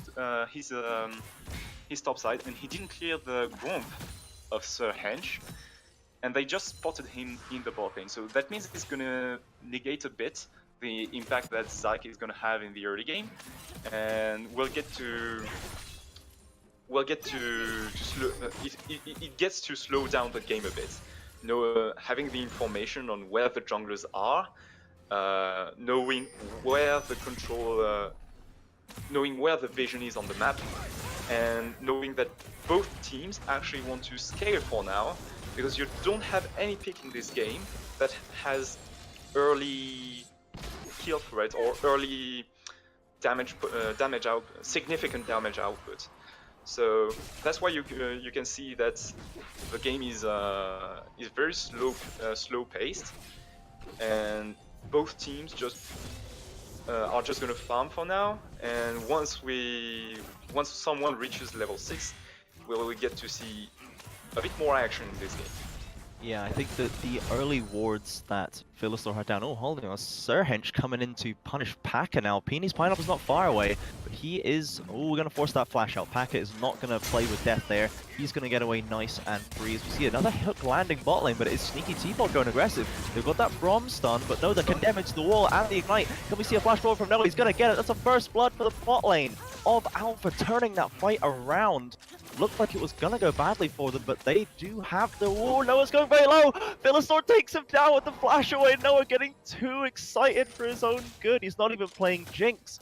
And he goes down, gives a kill back over to Philistor, and he only got the support, he only got the assist. It was Alone who got that first blood. They have absolutely thrown that one away. Yeah, and Philistor is now having a slight gold potential, and as he will be farming that wave Ooh, up. and Piney's Pineapple engaged mid lane. He gets that slap together with the minion. There's his double stun, but no more damage. Hench over the wall, looking to save his boy. Wants to start this fight. Nidalee really doesn't want any part of this. Hench is probably going to take another bomb on the way out. Not really a great trade in health, but he does keep Nidalee alive. Yeah, that is such a low amount of damages in the mid lane at this stage of the game that even if your jungler comes to gank you, you cannot really kill anyone. Even if the Veigar, you would think that, hold on, Brom is mid as well. Three people are coming mid lane. Wheatfish might have got himself in a bad situation here. There goes that Event Horizon. He's going to have to ult. He is going to go down to this one. Let's see if they leave him alive. If they play this perfectly. They're letting it. He burst that flash. He's so low. But here comes Pineapple coming back in. There's a bomb on top of his head. Not sure if he wants to go in though. He's just going to take that one away. Wheatfish walks away with his life, but flash and ultimate burn. Yeah, right. So, as I was about to say, even if your jungler comes mid, you would think that with a primordial burst, Veigar would have enough damages. But remember, the Chrono Shield exists, so you have to kill him twice. And unfortunately, Veigar has cooldown on his ultimate.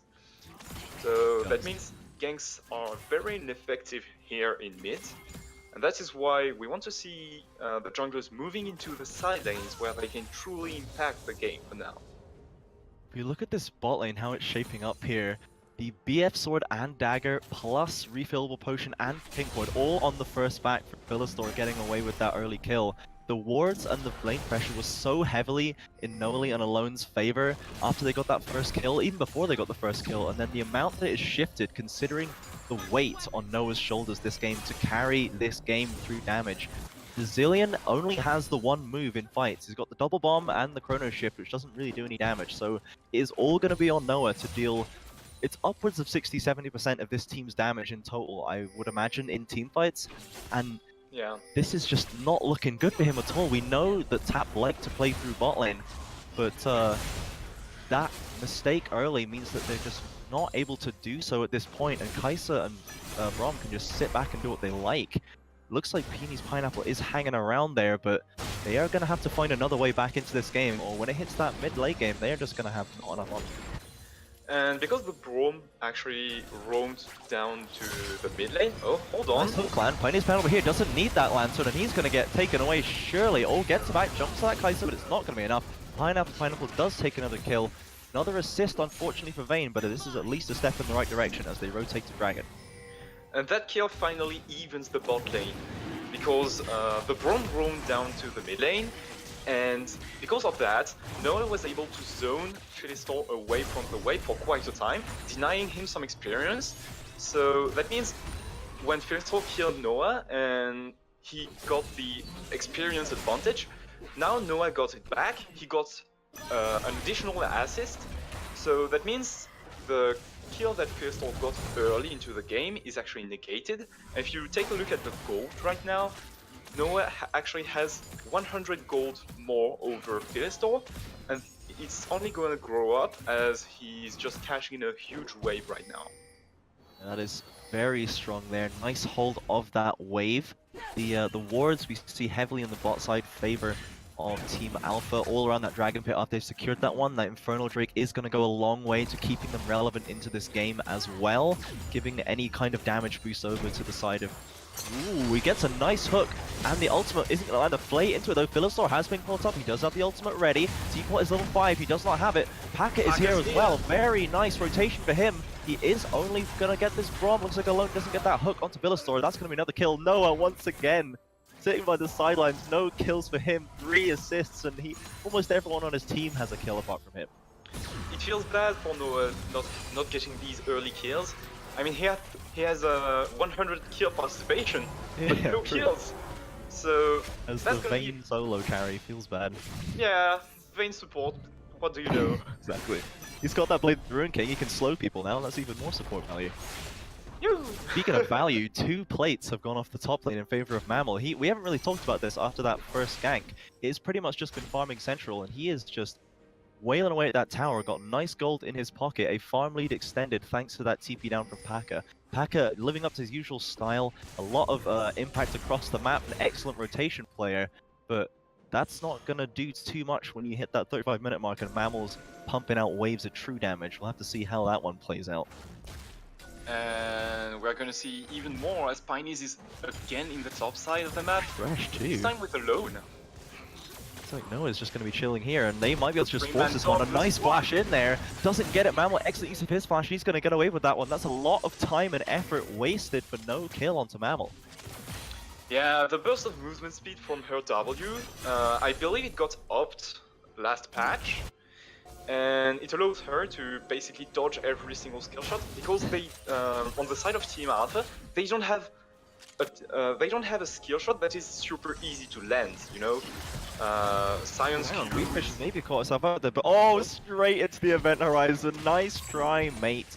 Use of the Brazilian ult does get taken down though, and Nidalee still has his. This could be important if there is a fight in the next couple of minutes, maybe just 90 seconds.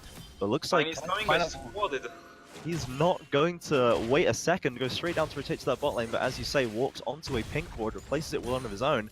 Paka now returning the favor on those top lane plates, so that's going to get him some way back into this lane. But Pineapple Pineapple is trying very, very hard to make an impact. He is ganking every lane over and over, and he's getting some success, it's true.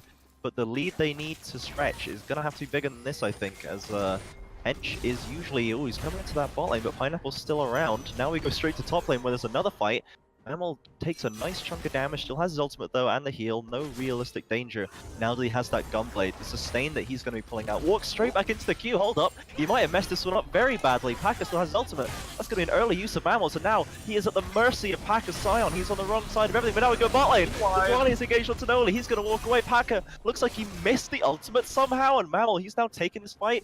This is very confusing right now. Paka, we cut away just before that. I have no idea how that ultimate didn't land. There was no flash from Mammal. I guess going back to what you said about the speed up on that W meant that he was able to juke it around.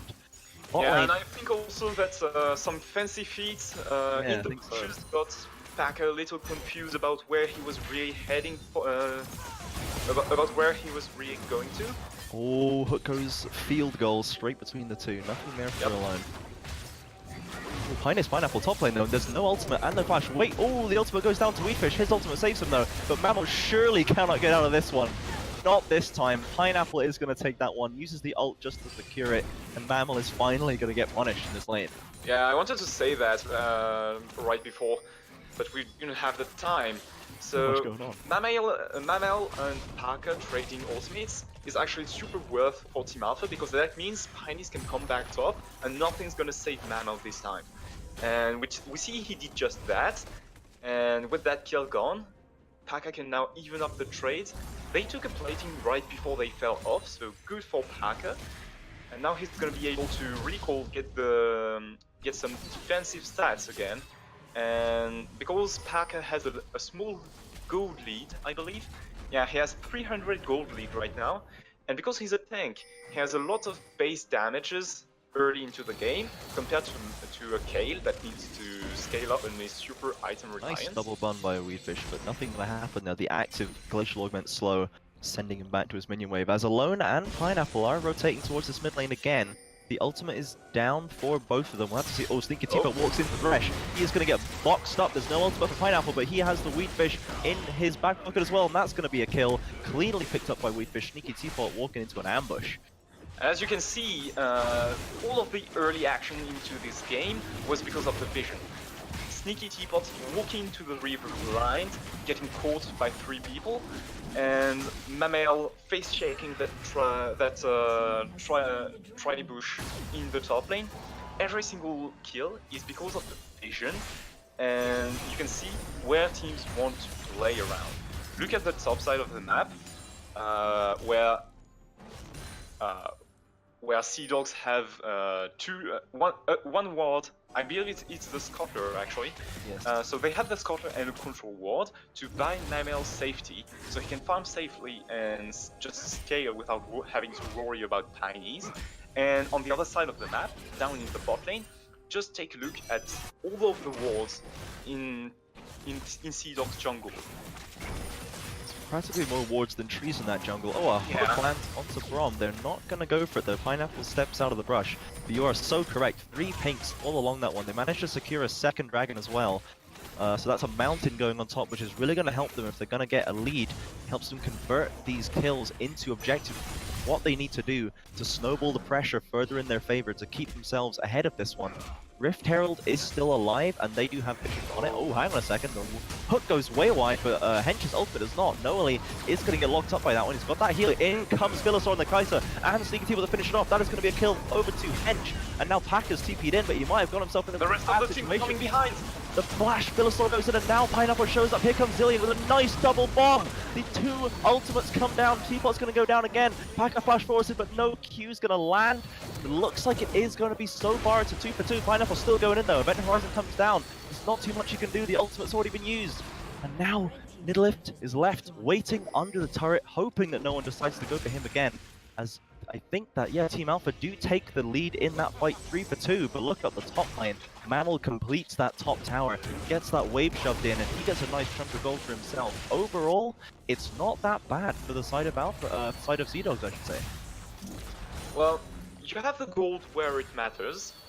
You have to give them that. But on the side of Team Alpha, the game is not unfolding as fast as they would like. But one thing I wanted to say was that things are not actually that bad for them, because that Mountain Drake is going to do a huge work with that composition.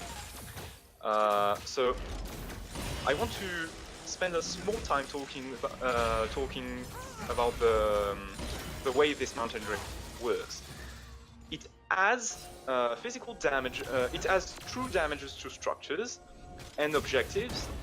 And the true damages you deal are actually calculated before the armor reduction of the target.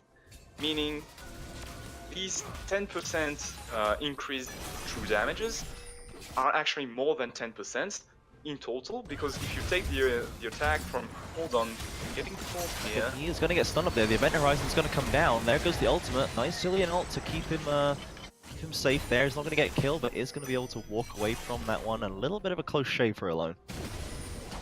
Yeah, so TLD are that Mountain Drake is super efficient on tanks and not that efficient on carries. And because you have Thresh, Zac, and Sion on the side of Team Alpha, and you have Xylian, who doesn't have a lot of damages. It's actually more like 5-second cooldown burst. That Mountain Drake is gonna help them so much deal with every single objective in the game, more than any composition would. They are getting very postury around this Rift Herald. It's not going to be on the map for too much longer. I feel like it's definitely in Alpha's best interest to clean this one up, and they can commit the resources to doing that. Packet and Mammal have gone back to match in that bottom lane, and now Alone is walking around fishing for hooks maybe. Weedfish zoning off while Pineapple completes that Herald. Oh no, it looks like he maybe wants to pick a fight with Philosor here. He goes in, ultimates and Wave the Ruin King. The ultimate comes out for Philosor, the shield's almost going to do it. He comes back in and Noel, does take that one. Now he's got that 1v1 versus Teapot. The ult goes wide, he's got the heals and now he's going to do it the 2v1. Double kill Noah, showing us why you ban the Vayne against this man. Absolutely destroys the bot lane of SDS in a 2v1 scenario. I love how he repays Fearstorm back with his own money, because if you remember well, early in the bot lane, during the 2v2 trades where he died to Fearstorm, Fearstorm landed an auto attack and then flashed away immediately, and he did just that in this 2v1. So it's a bit of a fun repay here, I'd say. All comes Noah full taking circle his in this vengeance. matchup. Yeah, very strong performance there by Noah, and now they did pick up that Herald while that was going on, and now they're going to drop it mid lane very early. There is a 4-man stack side of SDS in this mid lane. Gets one tower and no more. Not a huge amount of value, but nothing to be sniffed at nonetheless. As they rotate to this dragon, their dragon control has been impeccable this game. This is an Infernal. This is another one that's very much what they want going into this late game. They are going to take it, but looks like we might see a fight unfold here. All 10 members are in the field. OG Weedfish gets hit up by this Adrani out, has Brazilian out himself, and now Chinese Paddle goes in, but it's melted straight away. Tico dies as well. Look at Mammal on the backline. Look at this damage from Kale, but he gets hooked up. Does he have the ultimate? He does have the ultimate. He's going to get away from this one. Now let's go back to front to back. Philostar has been untouched. Paka caught in the baby cage. Noeli now has to try and 1v9. He's kind of doing it though. Here goes Philostar. He does get in with that ultimate. He's going to finish it off, gets a shutdown. And it is going to be the side of Seadogs that come out with the win in that fight. A 2-for-4. So much damage being put out by Mammal, and Philostar waiting for exactly the right moment to go in. That is going to be a very nice fight for them, considering they lost that dragon. They are going to get a mid lane turret as well, and could this be a sign of things to come? I believe so, because Team Alpha just did very bad team fights. If you pay attention, Noah was actually at the end because he didn't recall in the last 3 minutes, and just during the Drake got him so he couldn't be at his top potential during that team fight. And now Seadogs have taken back the control of the vision, and Team Alpha, you can see both teams jungling between vision control in the river and surround. A flash hook, not going to do it. Pineapple wants to commit in though. He has not secured it. The ultimate is, the flash I should say, is going to get Kench out of that one. The Pineapple's ultimate gone down for a flash for Hench. Not a bad trade by any means, especially if they're looking to posture around this Baron. So Thresh ends up trading his flash with the Sejuani. It's an even trade, I would say, because a flash from a Thresh is... Oh, he's caught in the Rent Horizon. He's just going to go straight down. The Zillion is going to save it, but look at the side of Seadog swarming over his body. He is going to go down. And then now they are moving up to try and kill Weedfish as well. To try and help his boy, but ends up going down. A shutdown goes away as well. They could turn for the Baron here. Mammal's TP is ready. They've got that scuttle. Packus is ready as well, but this is two very, very important pieces of the puzzle that are dead for Alpha. Looks like they're not going to commit to this one yet. Maybe still too afraid of Noah on this main, but it looks like they might want to take him down. They are chasing him into this jungle. They're going to get that slow. They're going to get that Event Horizon. He's going to go down. Noah has died as well while we're watching the bot lane. I swear it just happened. Trust me, guys. They're going to go back to that mid lane. They might go to the Baron here. Looks like they're going to shove mid instead. Weedfish coming up in 10 seconds does have that teleport available. This is an interesting call. I think they probably could have gone for this Baron, honestly, with damage that they're pulling out if Mammal TPs. I think that it's good for them to take down that tier 2 mid tower, because it's a very important tower. It unlocks most of the map for them to play around, and because you have a split pusher in your team, taking down the tier 2 tower actually enables your split pusher to really be safe, because you can walk into the jungle freely, land down the vision, and rotate super easily once you get that mid priority to the side lane to give him a hand. So yeah, I would say right now, if you can choose between Baron and a free tier 2 another nice Event Horizon. That's going to be a dead Thresh. No questions asked. He is out of there. Things are falling apart for Team Alpha right now. Remember how we said that Seadogs have the scaling on their side? And they didn't get a convincing lead early game. They didn't have any truly winning lane aside from Fed Zac in the early game. And now the 3 kills that Noah could have had and that he didn't get are actually starting to fire back at them. You can see that Team Alpha is not in a very good position.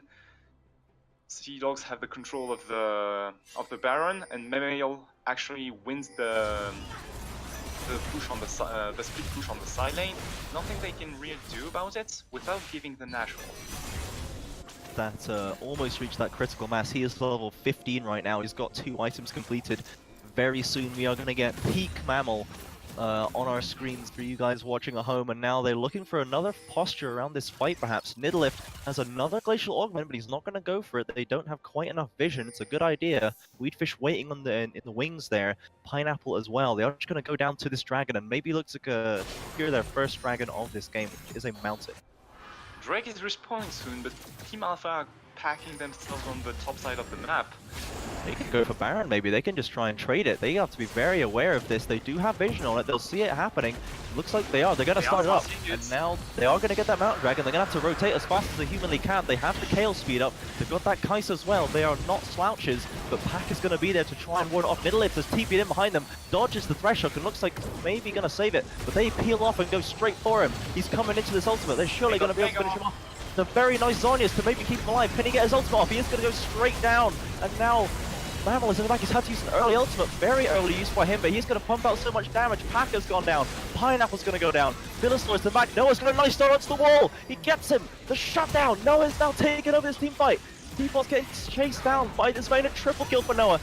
Now they're committing onto Mammal. He might have been enough more he can chew here. The Zillion ult is still up. This is going to be a quadra kill for Noah. He takes it. What a back and forth fight. Pineapple lives on a sliver, and now the Baron is theirs for the taking. Yeah, they have Ginzu and BRK. It's gonna be an easy national with no one to contest it. Oh my god. What a team fight. Dude, this is absolutely insane. The Weedfish holding his ult for so long, and the early use of Mammal's ultimate was so detrimental for them. It feels like he just blew it, possibly even by accident. He put it on himself when he was in no danger, and that takes away valuable auto-attacking time for that champion, so it really felt like it came up to be a big problem later on. And the amount of time that Nidavellir was able to stall ends up not really helping. He TP's in too early, gets himself shut down, and then Noah is able to just run rampant over it. They take that Baron for the side of Team Alpha, and now the pressure is back in their favor. They have a pushing tool they can use to maybe try and break open the base if they're efficient about it. Yes, I believe if they group up as 5, they might not win team fights if they don't find the Alone, what's another hook? He's gone in 1v4. He gets to flash away straight away. Gets out of the cage this time, but here comes Pineapple over the wall. And Packer as well. Noah's in that backside. Villasor needs to get himself out of this one. Teapot's going to go down first. There goes the ult from Zach, but now Mammal's in the backline doing damage. What a nice stun! Look at those CC timers. Noah has gone with the Brazilian ult, is run out on him, but he's running through this team. There's just no more damage left. They've used everything, and Nidavellir is going to be left alone to get cleaned up. Another triple kill for Noah. Another fight goes in the favor of Team Alpha, and they are surely going to take an inhib off this. I said I doubted they would win team fights, but I was forgetting about Pineapple Zach. Have you seen how he got Fearstor and Nidavellir both together with his Q? So that man doing so much job, currently 5-1 and 11. Team Alpha is recalling, so they are not looking to finish the, looks like the respawn timers. Some of them are, they might TP back. Noah, Weedfish has that TP timer and still 3 dead. Hedge is almost up. The early Braum ult to try and slow things down. Villasor is alive, he can rip through. Pineapple doesn't have the passive. They're gonna have to look at Noah though. He is doing damage, he's going full hit on this Nexus. They really need to commit to kill this guy. Can they do anything? Mammal's out of the base, it's not gonna be enough. Noah takes it. They commit to that final fight. They commit for the Nexus and they just clean it up. How fast that game just ended out of nowhere. My goodness. What a close one. For about two good engagers from Pineys was only 2 for Team Alpha. They knew that the bomb was ticking, so they took the first opportunity that came to them. And it was that. It was the Veigar being isolated on top of the Baron, with the rest of the team being too late because they were doing the Drake. And so they got on top of the Veigar, won the team fight underneath, with Noah playing a super good team fight. And then they got Pineys onto the Nidavellir and Philistore again. And because they had the Baron, they said, we're going all in. It is now or never, and it was now. It's just we saw and we talked about what Team Alpha likes to do. This is the classic Team Alpha comp. They have Paka on a teamfight tank. Pineapple has Zac. Noah has Vayne. They have Thresh support as well. Oh, Weedfish is the only, maybe the wild card with that Zillion pick instead of something that he's more usually traditionally using like a Vlad or similar. But they were allowed to pick the exact team that they like to play, and they played it absolutely perfectly. Every fight in those last kind of 10 minutes of the game, Noah was the one dishing out all of the damage, getting the triple kills, getting the quadra kills, carrying his team through those fights after such skillful use of CC and tank line by the rest of his team. And I mean, surely at some point, I feel like I said this more times than I should have to. Maybe consider banning the Zac against Pineapple, maybe. Would that be an option? I'm not sure. It seems like no one seems to believe in banning the Zac. But CJ, tell me something that's bugging me a little. How exactly do you ban versus Team Alpha? Because they have the Vayne ban, the Jinx ban, the Tristana ban, the Zac, the Cannon in the top lane. Yeah. How can you even ban against these guys? If you choose to target ban one player of Team Alpha, it means that the all four other players are getting a pick that they can 1v9 on. It's true. They really focused Weedfish in the bans. They had the LeBlanc ban and the Yasuo ban and the Corki ban. They really didn't want Weedfish to be the solo carry here. But then, yeah, as we saw, they just were like, okay, well, we'll just go with Noah as our solo carry. He's what we used to do before we had Weedfish on the team. Let's just go Yeah. back to basics. And then Yeah, they're saying, worked oh, so well. you want to shut down mid? Okay, AD-centric comp, baby. Boom. Yeah, it's about as AD-centric as you can get right now. And it Actually, I absolutely didn't see paid any up for them. Arlen sensor. Oh shoot, yeah, Alone's thrown the towel, and you get that lantern, use it to drop a shield on your Vayne. Yeah. Sick, nice. So that would have been Font the of life, perfect baby. one. Font of life. Exactly. Okay, so that is going to round out our final game of these oh my god, I literally just brain lapsed right there. The SQ1 Champions League Spring Split. It is going to be Alpha. They have taken the victory over SDS. They have secured that 5th place, and they will be going up against actually CBA in the first round of playoffs, the quarterfinals. And then it's going to be SDS going up against LGM. They are going to have a tough one against them there. We did see some good things out of them here today, though, so I'm sure they'll be able to give them a good, stiff competition. And how do you feel about this playoffs picture now that we have it all 100% locked down, Sherlock? Well, I am super excited to see Noah versus Dean. Ooh, The spicy. Vayne God versus the other Vayne God. Yeah, but which one is the original Vayne God and which one's the other one of Vayne them is God? an impostor. Yeah, I think so. I mean, with what we've seen out of Noah here today, honestly, I know who my money's on right now. I want to see them gentlemen to tournament blind pick so they can both pick Vayne and have a mirror match. That's what I want to see in my heart, even though the rules go out the window at that point. It's a lot of it reminds me a lot of the old LCK rules. Yeah, exactly. That's the dream, dude. We'll have to see if we can come to Pixel and maybe convince him to let us have that one, but I am not hopeful, if I'm honest. So that is going to wrap us up here. We will be back, I believe it's same time next week, just with the the playoff format, back on the Tuesday and the Wednesday. It has been an explosive season and a truly explosive final game. Very I forget the complete word. My brain is just turning off right here. It's too late, dude. This game's gone an hour longer than we usually go. I'm already halfway in bed. But this was an amazing game to round off an amazing season. I have been CJ, play-by-playing for you here with Sherlock on the color. And that is going to be us signing off on this last regular season game. We will see you guys next week. Bye-bye.